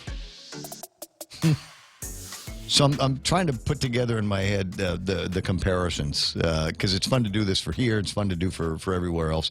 When talking about the market forces, and Randy says, "Yeah, it's market forces have been propped up by the military and federal spend dollars." Yeah, but it's market forces nonetheless. I mean, they're consumers. They're renting. They're buying. And imagine what the market forces are here. Imagine what the market forces are in other places where the military are also buying off-base housing, i.e. Honolulu, Hawaii. What's a 3-bedroom place going to rent for in Honolulu and on Oahu, someplace close to Pearl Harbor? What do you think? 2.5 mil. Go to jail. Go right to jail. 8:46 in the morning. Where's Daphne? Tim, I'm not sure if I'll be able to get to you on this call as well, because it always starts off with one question for Daphne, and then it turns into a zillion others. So let me get Daphne Shimizu from the Department of Revenue and Taxation on the line right now, because the first of the relief money is starting to flow. It'll be trickle, and for a lot of people, painstakingly slow, but the priority is going to be people that are earning less than $10,000 in their household. Good morning, Daphne. How you doing there? Good morning, Ray. Doing well. How are you? You know what? I'm doing good. What have you heard? Never mind. Oh, sorry, I didn't get that. Oh, that's all right. Don't worry about it. I'll explain it to you later because it'll be fun. Anyway, so 8:47 in the morning. Daphne Shimizu from the Department of Revenue and Taxation online, so tell me a little bit about the background and when the checks are going to be in the mail from the Department of Revenue and Taxation. These will be the $1,200 and the $500 or 1224s and the 5s for families that are earning less than $10,000, right? Right. And so, as Governor did announce in the last week, and then again this week, the payments would be going out. And our team did print checks this week, and we transmitted those over to Treasurer Guam. I believe that those, if they've not already gone out in the mail, will likely go out in the mail today. So, again, we've done that.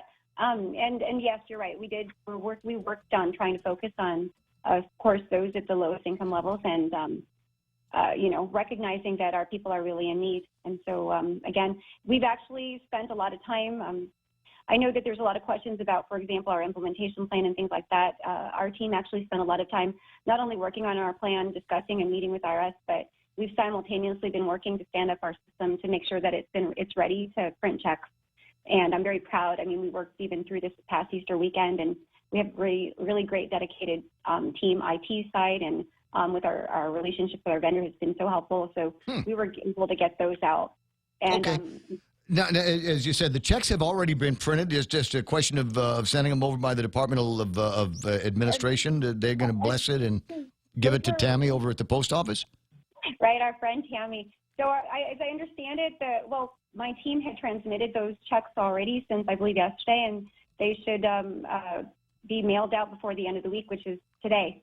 And that's my understanding. Now, I believe I don't have the final count. I believe we have done, again, it's like several thousands of checks that were printed. Yeah. But again, there were checks. Well, I think the figure that I saw was about 6,800 checks or 6,800 individuals that had been identified, and the X number of minors that are going to be contributing to the household to the tune of about $500. All of these funds are the source of the funding at this point is all local.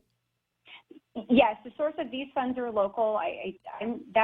The exact source, that's something that is not kind of my wheelhouse. I just, of course, we know that our implementation plan is still being reviewed. We're actually in active discussions with regards to that. And once our implementation plan is finalized and signed off on, then, we will get the advanced monies from the Treasury. The discussion that we had in the last week was that would amount to about $134.8 million. And so, of course, we're looking forward to getting that money. Okay, and that would take care of everybody else from above the 10,000 mark and below 100,000? So the eligibility for single individuals is $75,000 is when $75,000 and below in HEI, and as for every $100 above any of the thresholds, you get reduced by $5. So, for example, if you made $75,100, and you would get $1,195 instead of $1,200. Right, and so it will slide down, but eventually it gets to nothing for somebody that makes over and I want to say that number is about $100,000, right, or 90. I believe for single people, it's for single individuals, single filers, it's about $99,000. And for head of household, I think it's $136,500. Right. Okay. So that's how it works. Okay, and so eventually we're going to get an advance. We're going to get that money directly from Treasury, and then the Department of Revenue and Taxation will handle the distribution from there. Right. I mean, once the monies are received, then of course we'll be working to pay out our people as soon as possible. All right, and for those that are paying attention, this is tax-free. This is being treated like a rebate, so you don't have to pay any additional taxes on the income. Right. It is. This is not considered income. It's not going to be taxed. You don't have to. Well, it's not taxed. But the other piece of it is the government also will not pay interest on it. So unlike refunds, there's no interest paid on it. But the opposite side of it is you don't have to report it as income. So this is monies that, of course, our Congress, our president, recognize that, we need to get into the hands of our people. But do you mind if I just share something which has come up as one of the probably the most frequently asked questions in this past week, because the IRS did put up a portal in the last weekend? Go ahead. Please, with regards to Guam taxpayers cannot utilize the IRS portal for non-filers. So, and please, I also want to share, it's important because, we're still in discussions about how certain items will be applied to the territories. We're actively discussing those items. Not everything that is on the IRS website will apply exactly to the territories, as it's stated. For example, we're still, of course, discussing the issues of Social Security recipients and those people who receive disability, that are veterans who receive disability payments. Those things are still in discussion. We don't have final guidance on it. And I know I've even spoken to some, tax practitioners and we follow the IRS, we use the IRS website, of course, but again, Rev Tax is still in active discussions. I'll tell you, it's been hard for me, and thank you to you and for being patient and trying to get a hold of me. Well, yeah, because I know I'll eventually get you, but just a quick question, but like for Social Security, right, non-filers, isn't that normally coming from the Social Security Administration directly into their checks? Right, not the Social Security recipients who are going to receive the economic impact payment. So it's the EIP, or the economic impact payment, for Social Security recipients and for those individuals who are veterans who receive disability. Yeah. The payments of the EIP for those individuals is actually still being discussed right now. Oh, I see. They have not, because I know that they were going to make it. They were going to do it, and I think in the States everything will just automatically show up in your checking account. That's not the case for Guam. Well, that's something that we're still getting information on. In fact, I was actively discussing, and we received some initial information, but I had to clarify, and I think it would be irresponsible for me to say something without getting final guidance. So we're still waiting on that, and that's why it's very important to know. I know that a lot of people have questions about it. We're trying to get out the information, the final information, and guidance, as we get it. But, again, we're still in discussions about a lot of things. And so, again, for Social Security recipients, we're still working and discussing the mechanism and how that will work. And we don't have final guidance on that. So although, again, you can log onto the IRS website, and I do almost daily, and my team does as well, not everything that is on the IRS website applies to Guam territory, or even to the other U.S. Territories exactly as it is stated on the IRS website. So, just be mindful. And if you have questions about any of that, our team is actually at the office. They're actively answering calls and questions. Mm-hmm. You can always email or call us. Okay. Now, with regard to these rebate dollars when they come in, they're not going to be garnished, right? I've got a couple of overdue library books, and you're not going to take my late fees out of that check, correct? Oh, the only garnishments that will happen is for child support. So I know people have asked the question, well, if I owe taxes, if I owe, other liabilities that are usually subject to, which we garnish, those will not be garnished. We will only be garnishing for child support. Whoa. Okay, deadbeat dads and deadbeat moms, you better make sure you come current, or when that check comes in, it's going to be a little bit lighter than what you might be expecting because you forgot to make the payment to tell it to the AG. Huh. Right. Well, and I've been in communication with the AG's office with regards to that because, of course, they wanted to make sure that that we were administering in that way. Now, did they have people that are answering the phones over there? Because all of a sudden, this becomes a big crinkle if there's nobody working at the Attorney General's office to take in any of those payments, or at least to clarify. So and so is the dad, and he made the payment, but he made it during this coronavirus time. Will their databases be up to date so that when these when the checks do come in, that they're not garnished unnecessarily because we're working with stale data.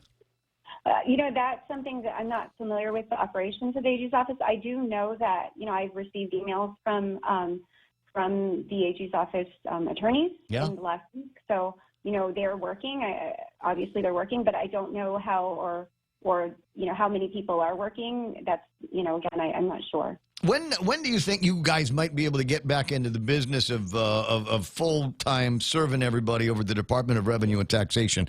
This, while it's an important feature of the current government services that are available through the Department of Revenue and Taxation, there are other things that people want to be able to do. Businesses want to be able to stay up to date and get the work that they need done to open, close, do whatever. My daughter, as an example, wants to get her driver's license and might need to avail herself of some of the motor vehicle services.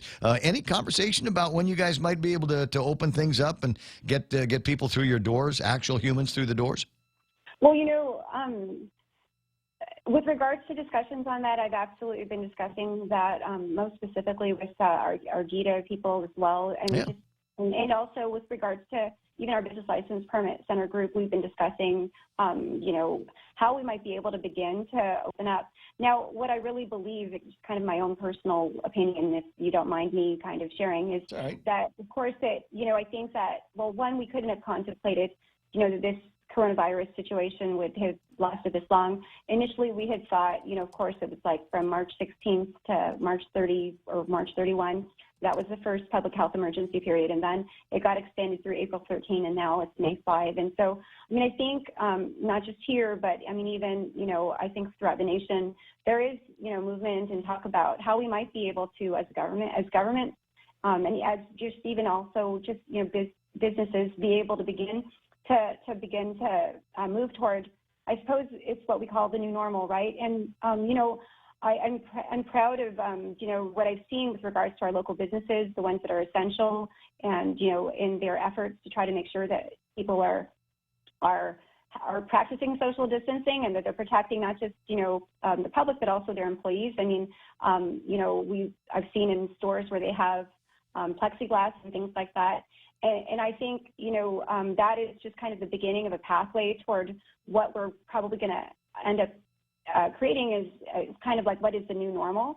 But that takes, I think, a lot of discussion. But I can share that I've actually been in active discussion with some members of the cabinet, and we've been talking about not just how we can begin to open up face to face, but also how we might be able to begin to utilize this time to really evaluate where we need to be, so that in the event that we run into a situation like this, which we know now is very possible, that we don't have to deal with or get impacted in the manner that we have. Well, here's the thing, and there's all kinds of money that's floating in from the federal government. Now, you're smarter than the average bear, and one of the reasons why I was delighted to see you going to the Department of Revenue and Taxation is because you believe in automated technology and information technology as much as, if not more than me. You know what it can do to help businesses, and on a very, very broad scale, there are ways that we can upgrade the processes over at the Department of Revenue and Taxation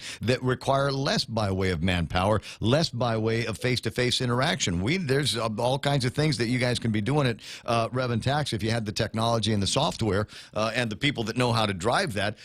Put it online, and then we don't have to worry about whether the place is open or closed. You want to do business with the government, you do it at 3 o'clock in the morning in your underwear. Hey, you know what? I just noticed, and Real Joe's not paying attention because he forgot to tell me that it's already time for Fox News. Daphne, I appreciate your time today. And just a quick note, somebody's asking for the garnishment on the child support. How much will they take out? My answer, and it's probably right, is whatever you owe. Is that correct?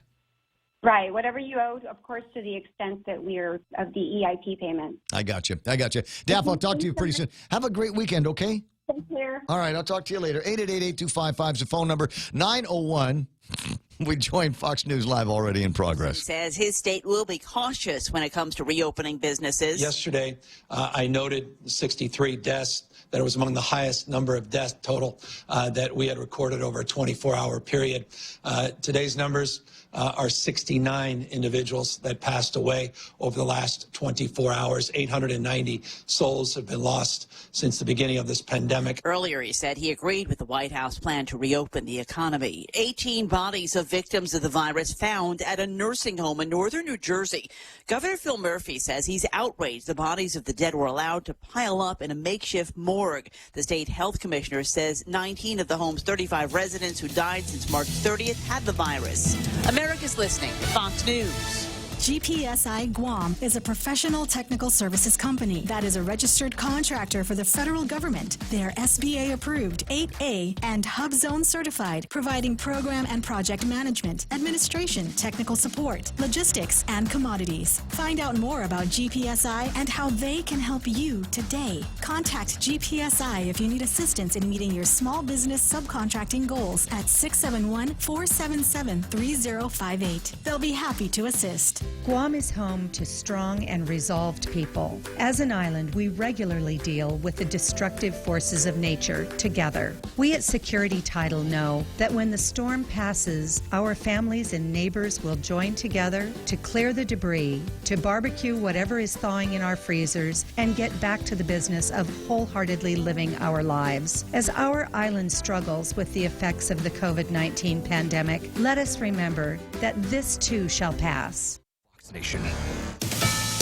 Still no deal in Congress to replenish funds for a small business loan program that's run out of money. The Small Business Administration has stopped accepting applications for the Paycheck Protection Program, a $350 billion fund included in a $2 trillion economic rescue package. The Treasury Department and congressional Republicans are requesting $250 billion more. But we're not asking for a new bill.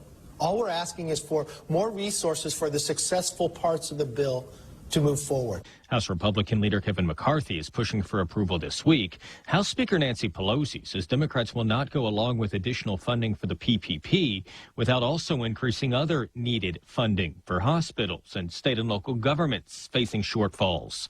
Jared Halpern, Fox News. Italy, which has lost over 22,000 people to the virus, is beginning to plan its economic reopening. The discussion in Italy now centers on how best to reopen the country.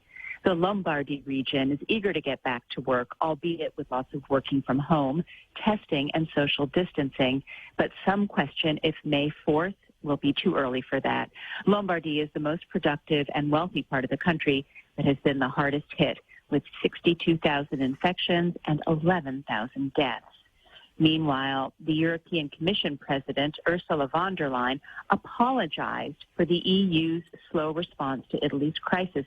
Amy Kellogg, Fox News. Canadian Prime Minister Justin Trudeau saying relaxing border restrictions is still a long way off and will be a significant amount of time before that will change. The British government says a nationwide lockdown imposed to slow the spread of the virus will remain in place for at least 3 more weeks. Foreign Secretary Dominic Raab says any change to our social distancing measures now will risk a significant increase in the spread of the virus. I'm Lisa Lacera. This is Fox News.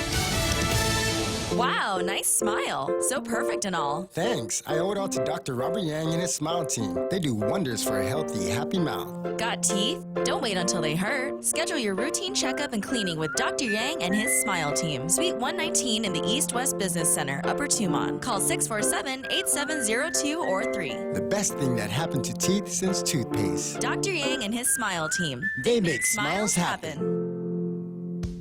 Family Finance has been serving the people of Guam since 1959, and they'll continue to be there for you in the years to come. Whether you're looking to get a personal loan for that summer vacation or paying off those long overdue bills, Family Finance has got you covered. Apply for a personal loan from $1,000 up to $3,600 by calling Family Finance in Agutya at 475-4545, Upper Tumon at 647-5626, or in Dededo, 633-4473.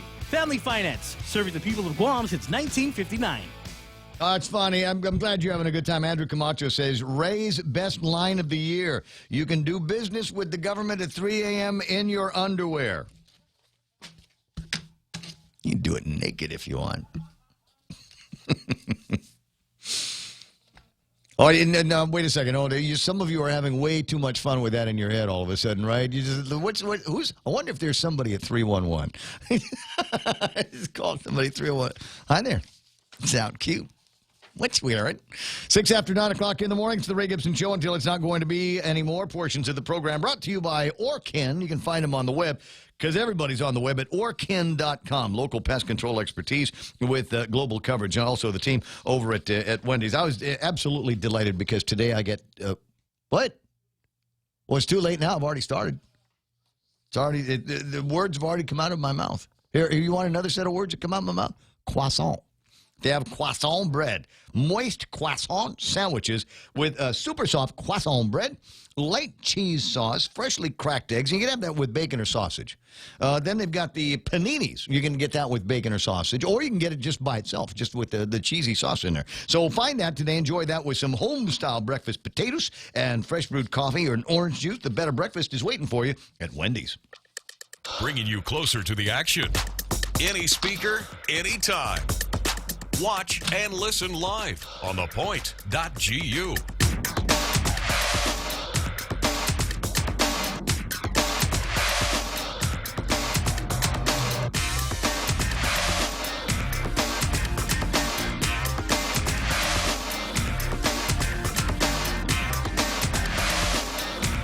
Yeah, that's the answer. Edward Ford writes in, how much will they take out of the check for child support? You're supposed to say, Edward, you're supposed to say, asking for a friend. You're not supposed to leave that out there because now everybody thinks it's you. Everybody's going, oh, hey, what's the matter, Ed? Didn't write the check to the lady over at the court again? What's going on? Who else is playing around? Randy Landis online. Ed's there. Nicholas Ichiara says, what is it? Who says, I think it's stupid to give everybody cash money. Need to be given out rent or food vouchers. Normal people are going to misspend all the stimulus money. Nicholas, we've met, right? That's why you're bringing that up. He's also mad because one of the other morning shows is apparently filtering the comments. That's too bad. No, we leave the comments out. It doesn't make that much difference to me, you know, and I don't even mind it when the comments are pointed at me going, Ray, you really haven't thought about this issue very much, have you? This is don't tell me, Ray, this is one of those blind spot issues for you. Yeah, because I can't know everything, even though I'll try. Lady D is online. Good morning to you. I see Ted Lewis there saying nice shirt, Ramon. Thank you very much for acknowledging. Now, as everybody knows, this tradition here in the morning show, Fridays are no frowny face Fridays. That's the rule, and it doesn't matter. Look, if the legislature had passed 335 yesterday, that would have been perfectly good cause for today to be a frowny face Friday, but not for me. Not for me. The weekend's coming up. And I'm going to come up with some plans on the weekend to how do I want to say this? I'm going to say it. But now that I know that the legislature didn't give the governor any authority to fine me or penalize me, I think this could be there could be a degree of civil unrest here. Nothing major. I mean, I'm not talking about flame throwing and that kind of thing, and Molotov cocktails. Streaking, maybe? At the checkpoint. You know, there's a guy that comes into the morning show every once in a while, and back in the 70s, so I think the statute of limitations has run out on this, and we will verify this Monday when Jerry Roberts gets in. But when I was a boy broadcaster, started in radio. I was working with a couple of guys at KUAM. One of them was Jerry Roberts, and the other guy was the guy that basically operated the station. He was the program director. His name was Les Engelhardt. Les Engelhardt, he might actually have 3 or 4 children here that he might not even be aware of. But apparently, and Jerry will back me up on this story. Is they made a deal? They made a bet that Les wouldn't streak at the administration building in Agana.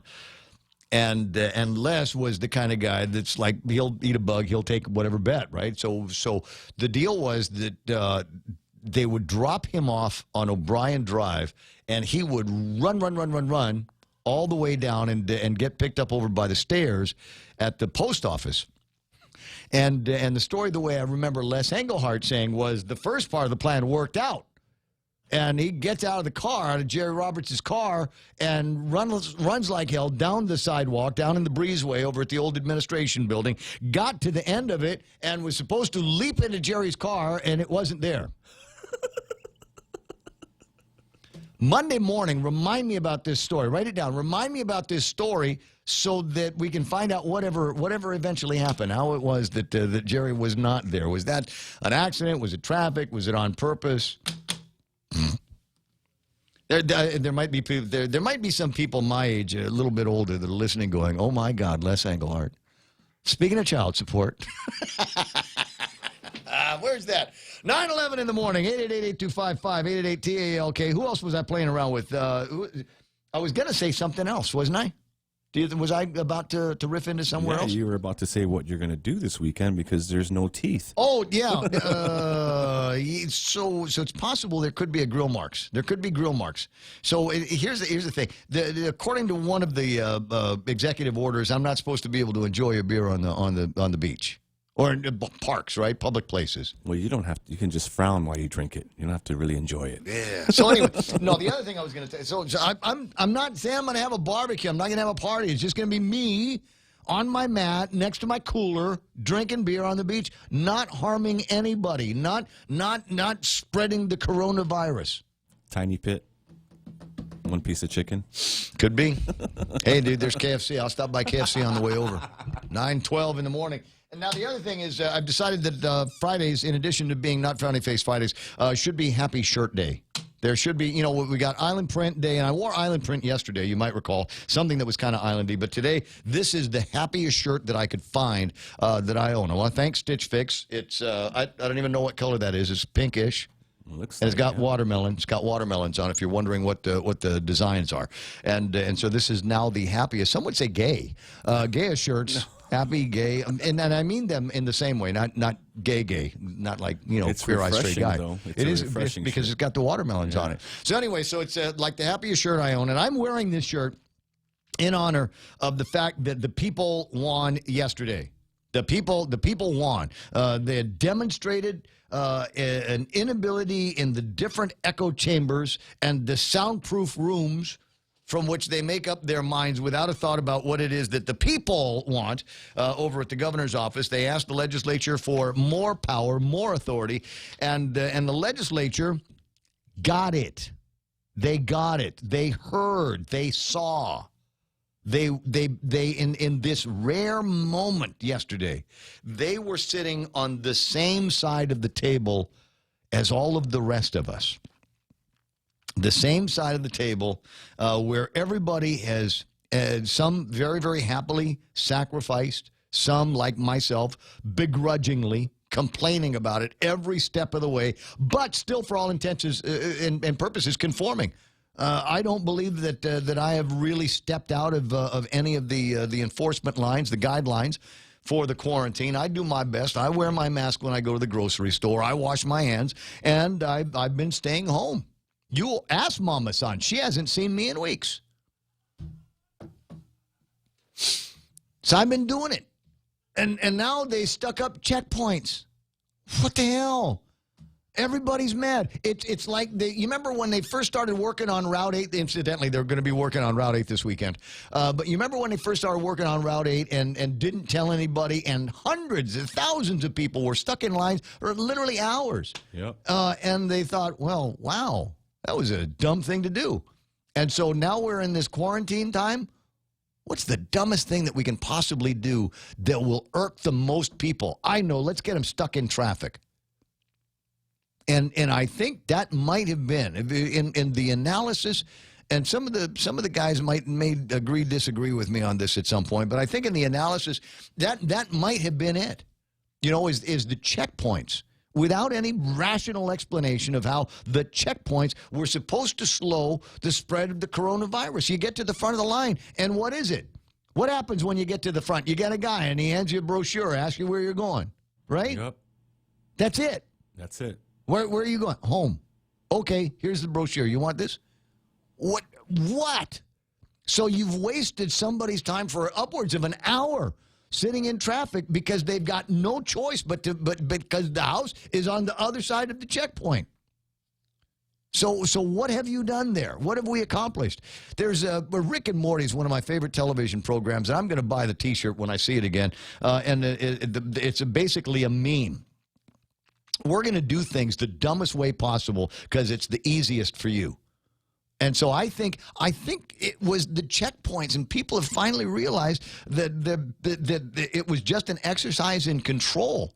And I think more than anything else, that made it that much easier for the regular unwashed. We never get mad. We never get politically active people to start making some noise to the senators, to start making some noise on the candidate sites, to start making it known to the people over at PNC and KUAM just how cranked up, ticked off we all were at this thing.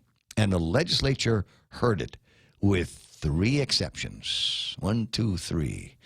Telena, Tina, Amanda.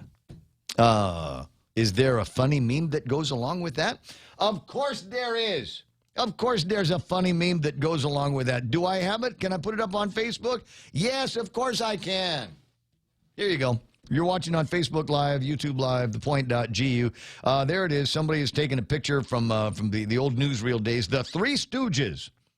And the short was originally called Three Dumb Clucks. They've taken pictures of Larry, Moe, and Curly out and put Loudmouth Amanda, Yes Lou Telena, and Tiny Tina is what they're referring to them as on the Three Dumb Clucks here. I may want to play that every day. I may want to play that every day as a reminder between here and the election, and not the general election. I'm talking about the primary election. Play this thing every day as a reminder to everybody that there were 3 people who decided that bowing in the direction of Adelup was more important than my freedom. And I will take this personally, and until they find a way to make it up to me. I have an idea. Telena, Tina, Amanda, ladies, you want to make up? Let's make up. I'll make up. Here's how we're going to make up, girls. I'm always talking about the business privilege tax and liquid fuels tax and a permanent holiday on medicine and food.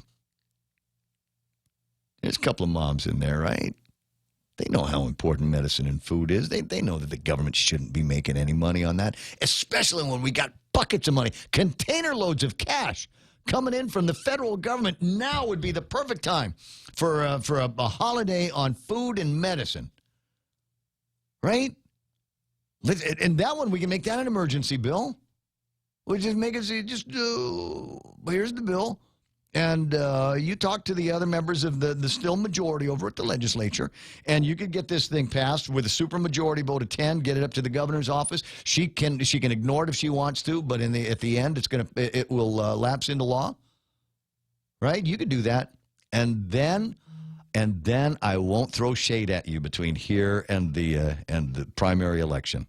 And if you manage to pass the primary election, I promise I won't throw shade on you through the general election.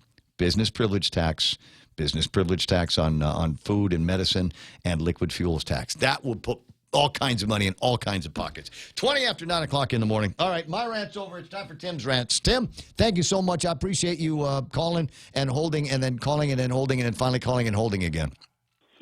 No problem, Ray. You have bigger fish to fry, but as much as I got 3 big fish to fry. 1, 2, 3, right there. 3 dumb clucks. Yeah, the problem is on your WhatsApp we can't see that on the WhatsApp, so we're not able to circulate that on social media. Oh, you want to be able to see my WhatsApp?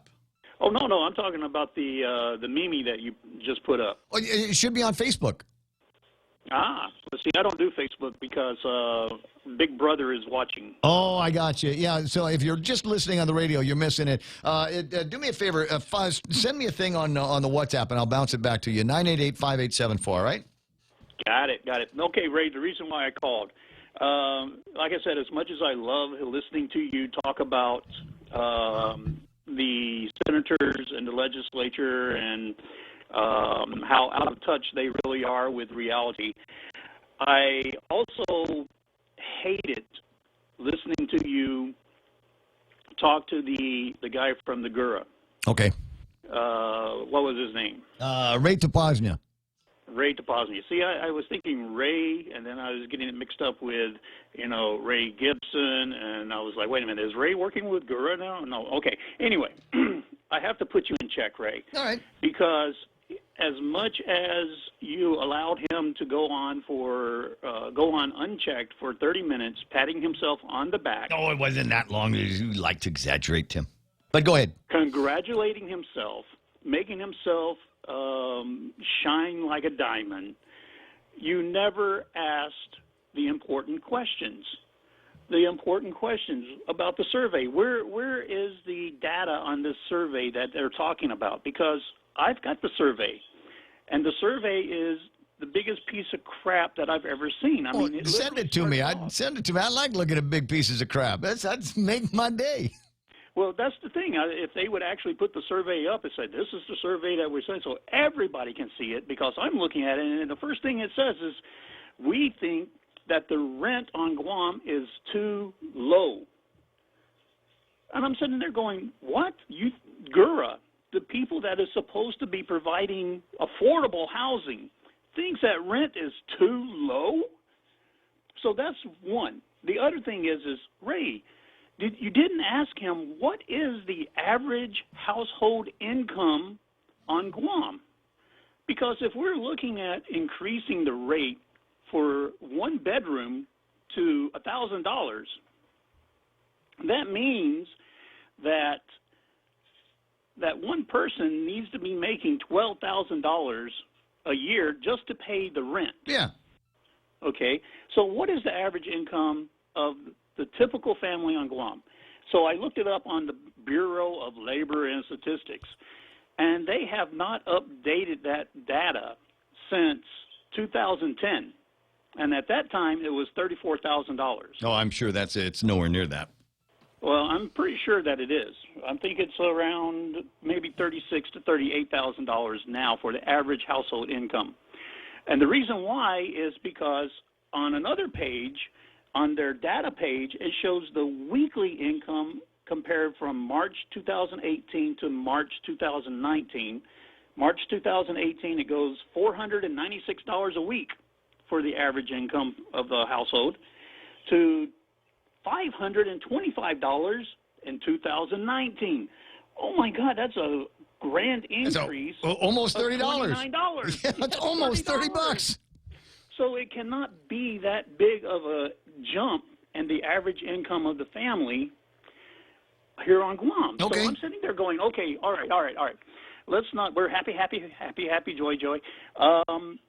So the cost of living on Guam, according to Gura, is not high enough.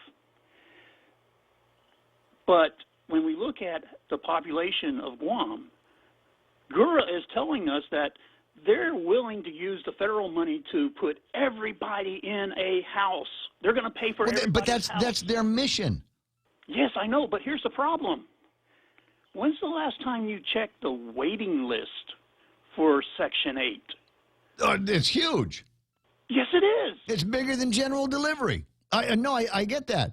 And so it is so big, and this might be reason for people that own homes, have property that would otherwise not be thinking about putting somebody in Section 8 into those properties. It now makes them a little bit more eligible as potential clients for these 1 to 4 and 5 bedroom places. Yeah, but the logic that the Ray 2 was using still is the same today as it will be in a year from now.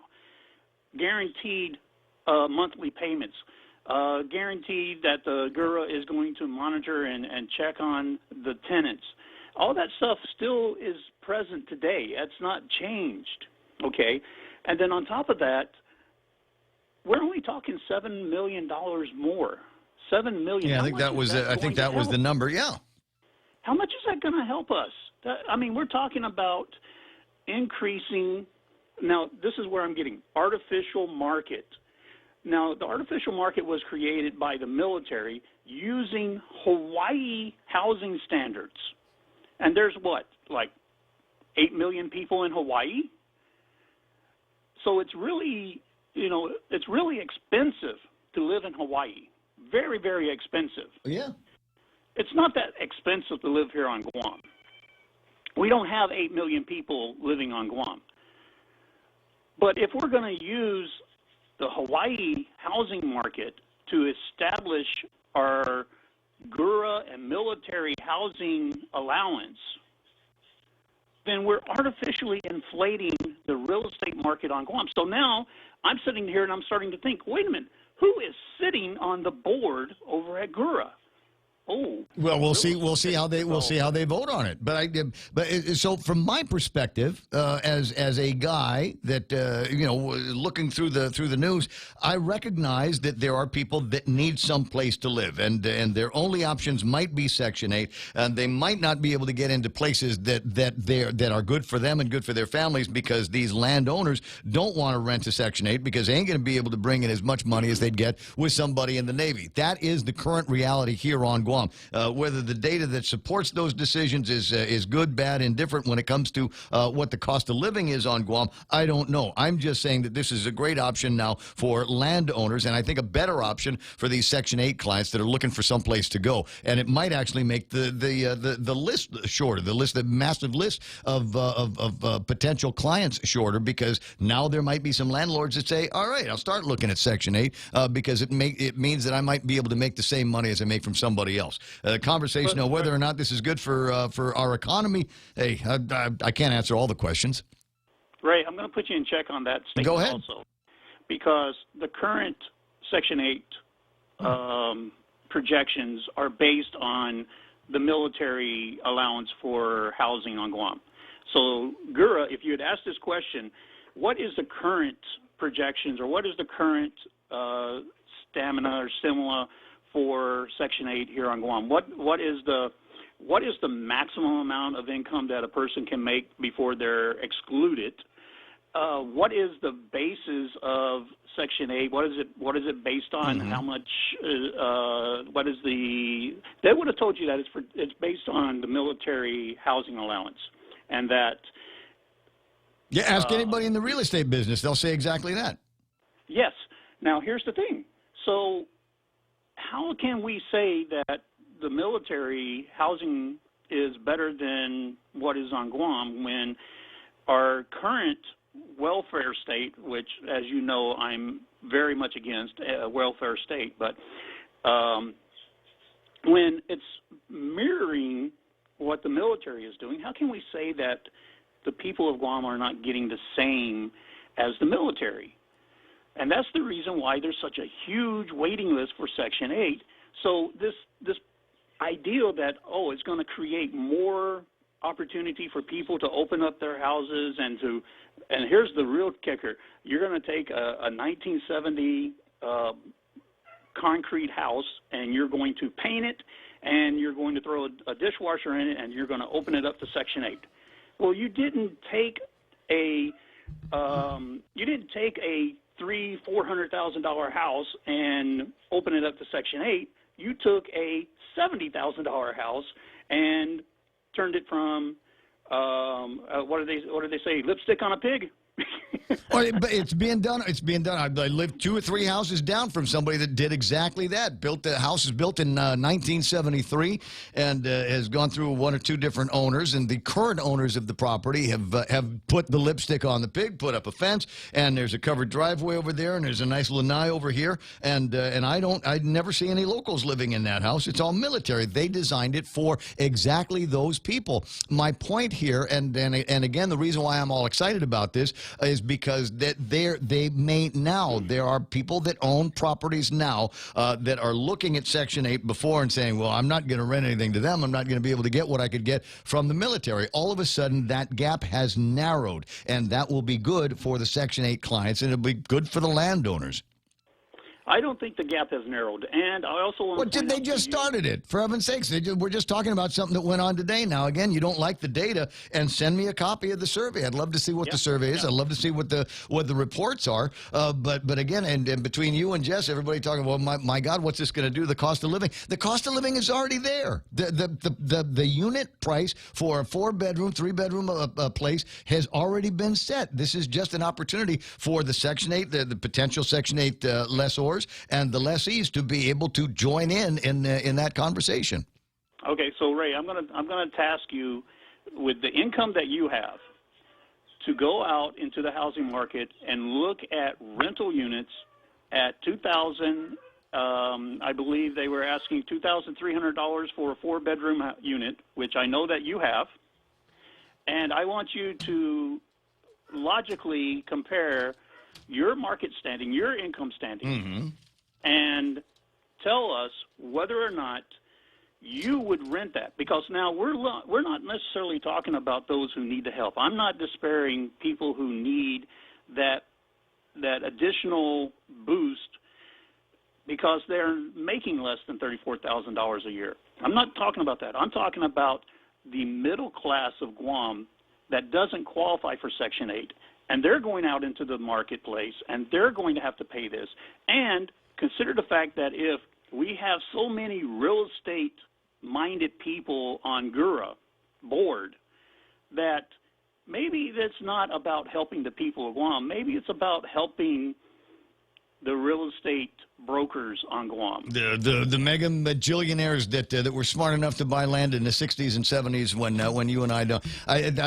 How am I supposed to respond to that? I get it. Nate Horn makes a good point here. Now the average Joes have to compete with military and Section 8.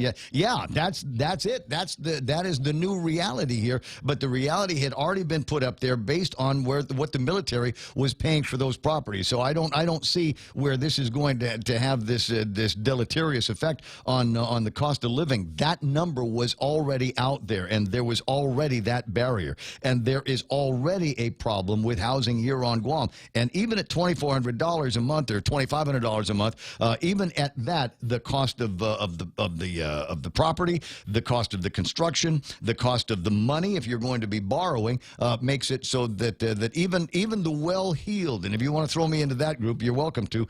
Even the well-heeled would have a hard time justifying the business paperwork that says I'm going to rent now to these guys. It's cost me $2,500 a month for this property that I'm going to get $2,400 out of. That's where a lot of guys are today.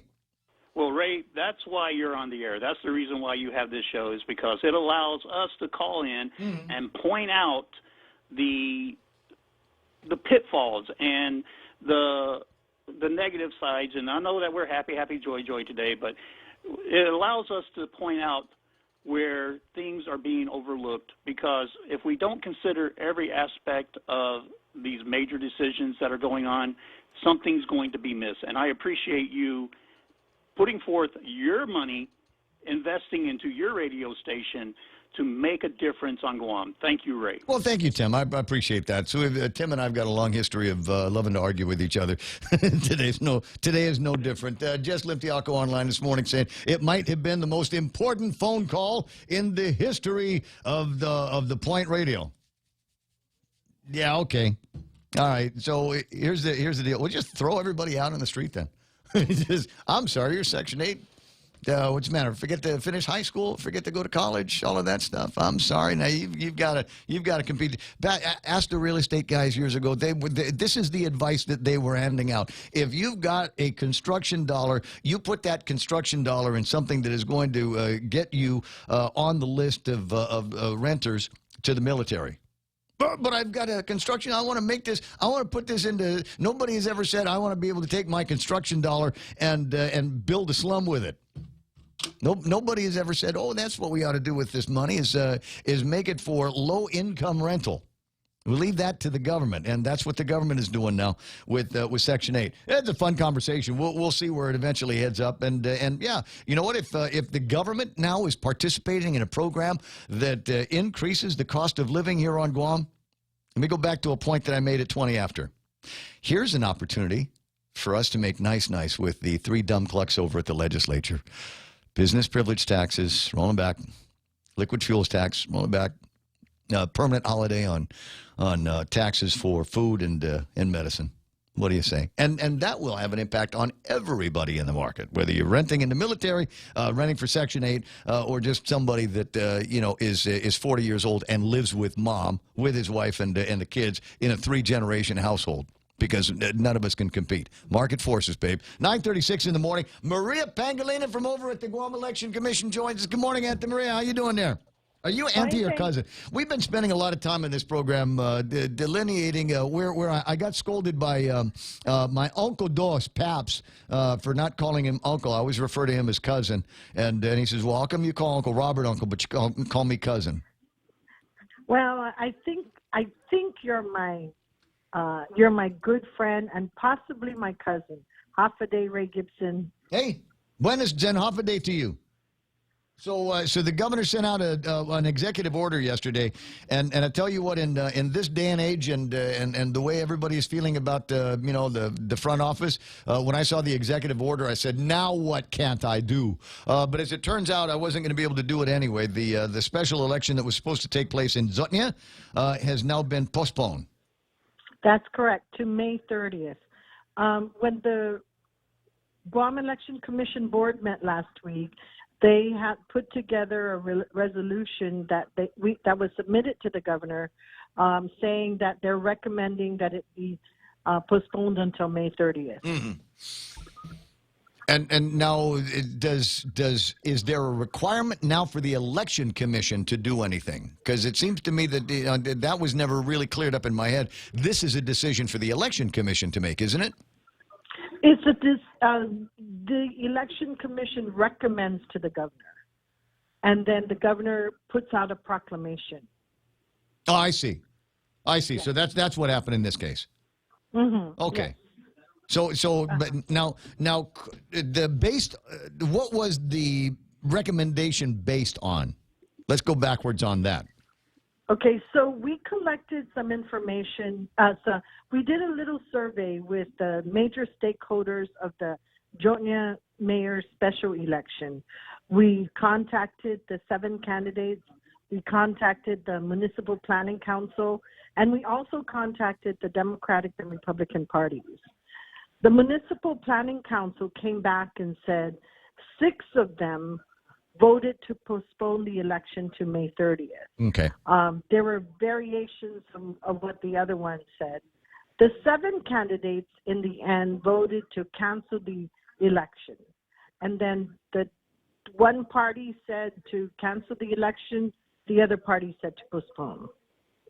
But if the candidates want to cancel the election, it seems to me that if all of them said bust that, then why even bother?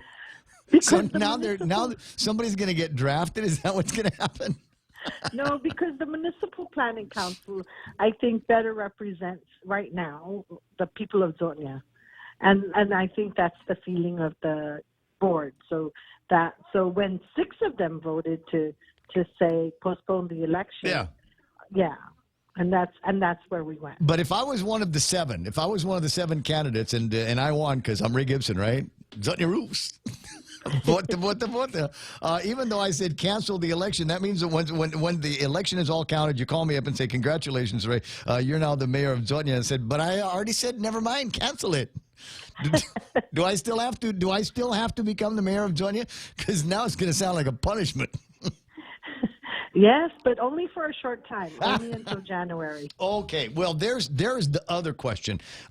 Is it possible, depending on what happens? I'm feeling pretty groovy about a bunch of days with 0 new cases and an increasing number of recoveries with the COVID virus. But I'm also a realist, and the boss says that she doesn't want us to start leaning off of the restrictions until after everybody has been tested. I don't think I'll still be alive by the time the last person on Guam gets tested for coronavirus. My point is, what happens when it gets to be August and we're looking at a primary election and we're still in the midst of the coronavirus? Certainly, we have to have a primary election, and certainly we have to have a general election, right? We can't just postpone these things just because. Yes, and so we're busy at the Guam Election Commission looking at all the options. People have suggested vote by mail, but we're looking and seeing across the nation that quite a few states are having problems with vote by mail. Yes. As the post office has been overwhelmed. There's also what is called vote centers. And vote centers, instead of going out to 22 polling sites, go to maybe 3, 4, or 5 vote centers, and people from any precinct can go and show up at any vote center to vote. That's another thing. We're also looking at the option of in-office voting without excuse. Yeah. That's something else to look at. So we're looking at all of it. I was thinking about, because I was listening to Brian Kilmeade yesterday, and he was talking with a guy in the States about exactly this situation and concerns that they have about the federal elections and the state elections that are coming up in the future. And there was a thought that I had once upon a time, before technology, before the modern era of elections. How did they used to do elections? How did they used to hold elections in the States? It wasn't automatic. It wasn't 24 hours, and we got the answer in a day and a half. I mean, I'm sure that back in the old days, votes by hand, and then it was put in somebody's saddle and then driven into the central part of the state where you could count up all the ballots, right? Yeah, in certain counties, they still count by hand. Right. Yeah. So, and they still do paper ballots. So, it still can happen. Something like that. Just do a old school paper ballot, and here you go. This is your ballot. Don't mess it up. Put your thumbprint on it, and then put a signature on it. And give it to Joe. Joe brings it to Maria, and then Maria does the hand count. How many people voted in the last election around here? With the total numbers? About 37,000, 38,000. Yeah. Mm-hmm. So, I mean, I don't, we wouldn't need to have necessarily centralized voting places in an upcoming election. You could still do this and maintain your social distance, right? We can, we're also, of course, looking at doing it in the 22 polling sites. And that would, Jotnia is where we're looking at with the preventive COVID measures, and we've been looking at it very closely in terms of setting up hand washing stations, setting up the plexiglass shield, making sure that everybody gets we'll ask everybody to bring their mask. And if there's no mask to be had, we don't want to disenfranchise anyone. We'll provide masks for those that don't have.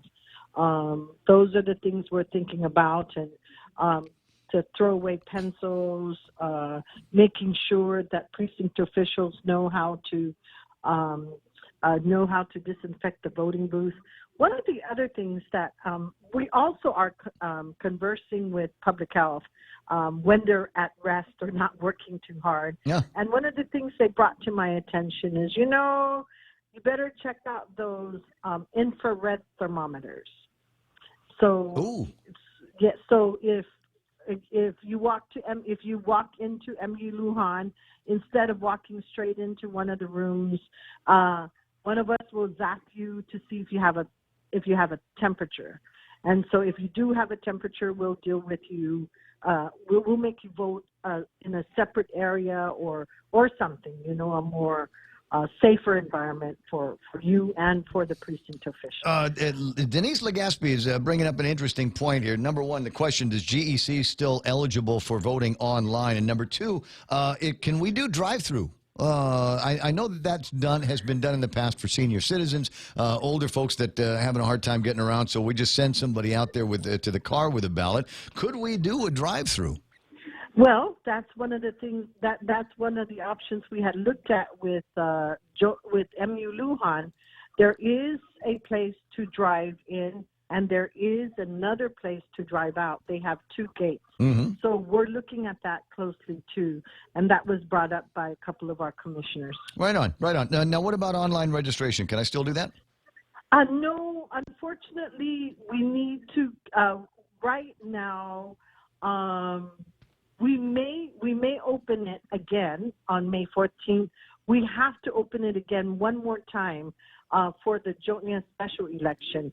But to keep the Jotnia Jotnia voter registry clean, we're going to open it up again. But with social distancing, we're going to see how we can open it online, only online, and not at DMV. So the DMV is what is the complicated part. But right. Since they're not open, we may be able to open online, and we're looking at it. I'm scheduled to meet with the staff at 1:00 this afternoon, and we're going to discuss it as we're ready to send out, almost ready to send out an updated voter list for March.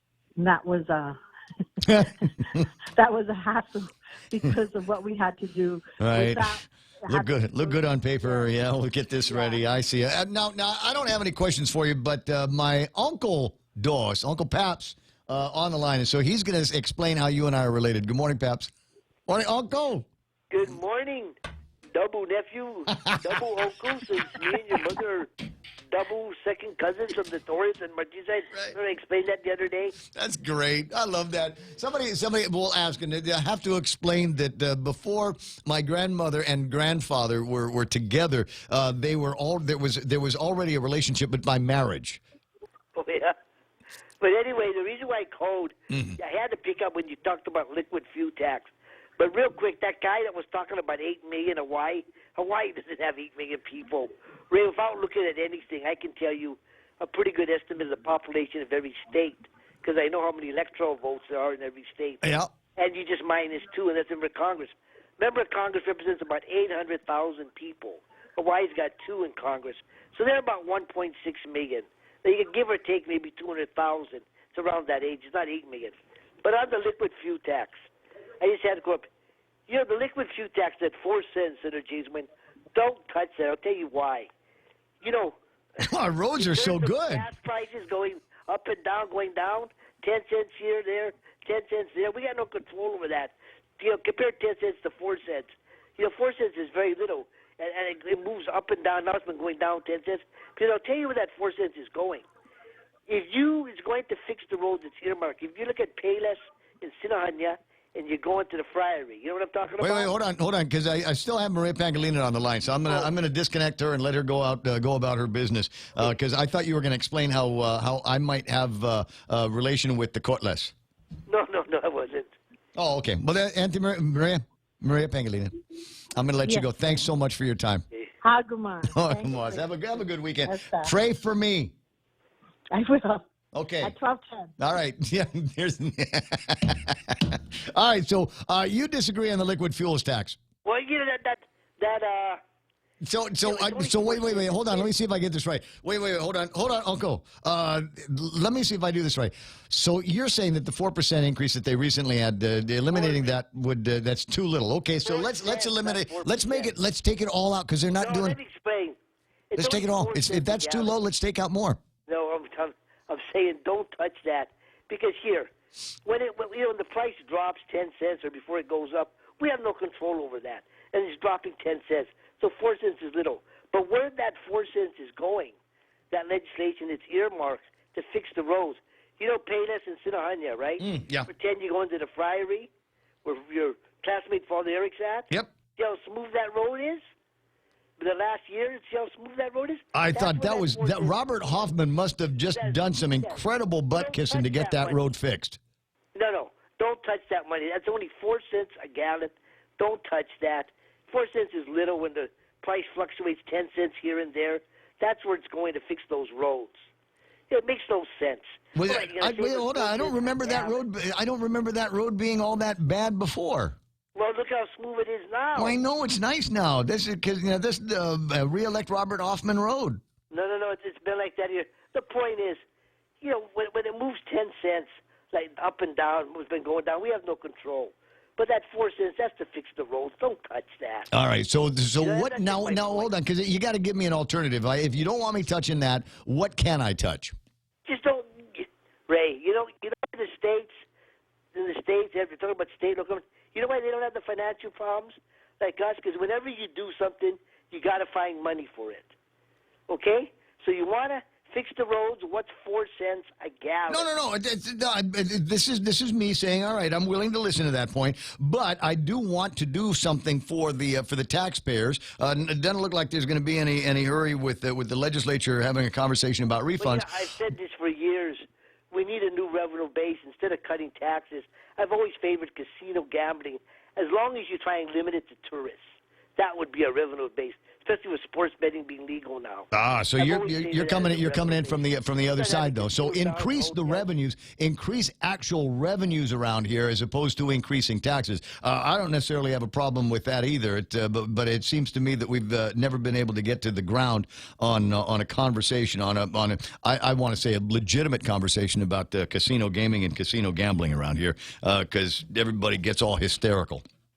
Yeah, well, my point is don't touch that 4 cents a gallon. Yeah, good point. You made the point. Okay. I don't know that you've changed my mind, but I appreciate you calling and saying. Thank you. All right, I'll talk to you pretty soon. 888-825-5888-TALK, 9:51 in the morning. Can I just say how much fun I'm having? My favorite shows are not the ones where people call in and agree with me and tell me how brilliant I am. They're not my least favorite shows either. I mean, I kind of like it when that happens, but yeah, I like the ones where you call and say you're missing this point. You need to look at it from this perspective, or whatever, because it does actually help blossom my mind into what the other possibilities are going to be. And when somebody like my uncle Paps calls in and says, you know, about that casino gambling. Now this is what happened. I guarantee this is what happened when he said that. There were all kinds of people that did not hear him say, but only for tourists. I guarantee that one, phew, that's over the barbecue smoke, that one, phew, didn't catch that. All they heard was, casino gambling. There's people, Jackie Marati's triggered. What? Did somebody say, was a Martinez too that said so? There are people that just absolutely got triggered there because they just go hysterical over casino gambling and casino gaming. I don't know. I've always been under the opinion that I don't know that I've got a problem with casino gambling, casino gaming. If we do it right. Now, you and I, unfortunately, are going to fight for years on what the definition of right is.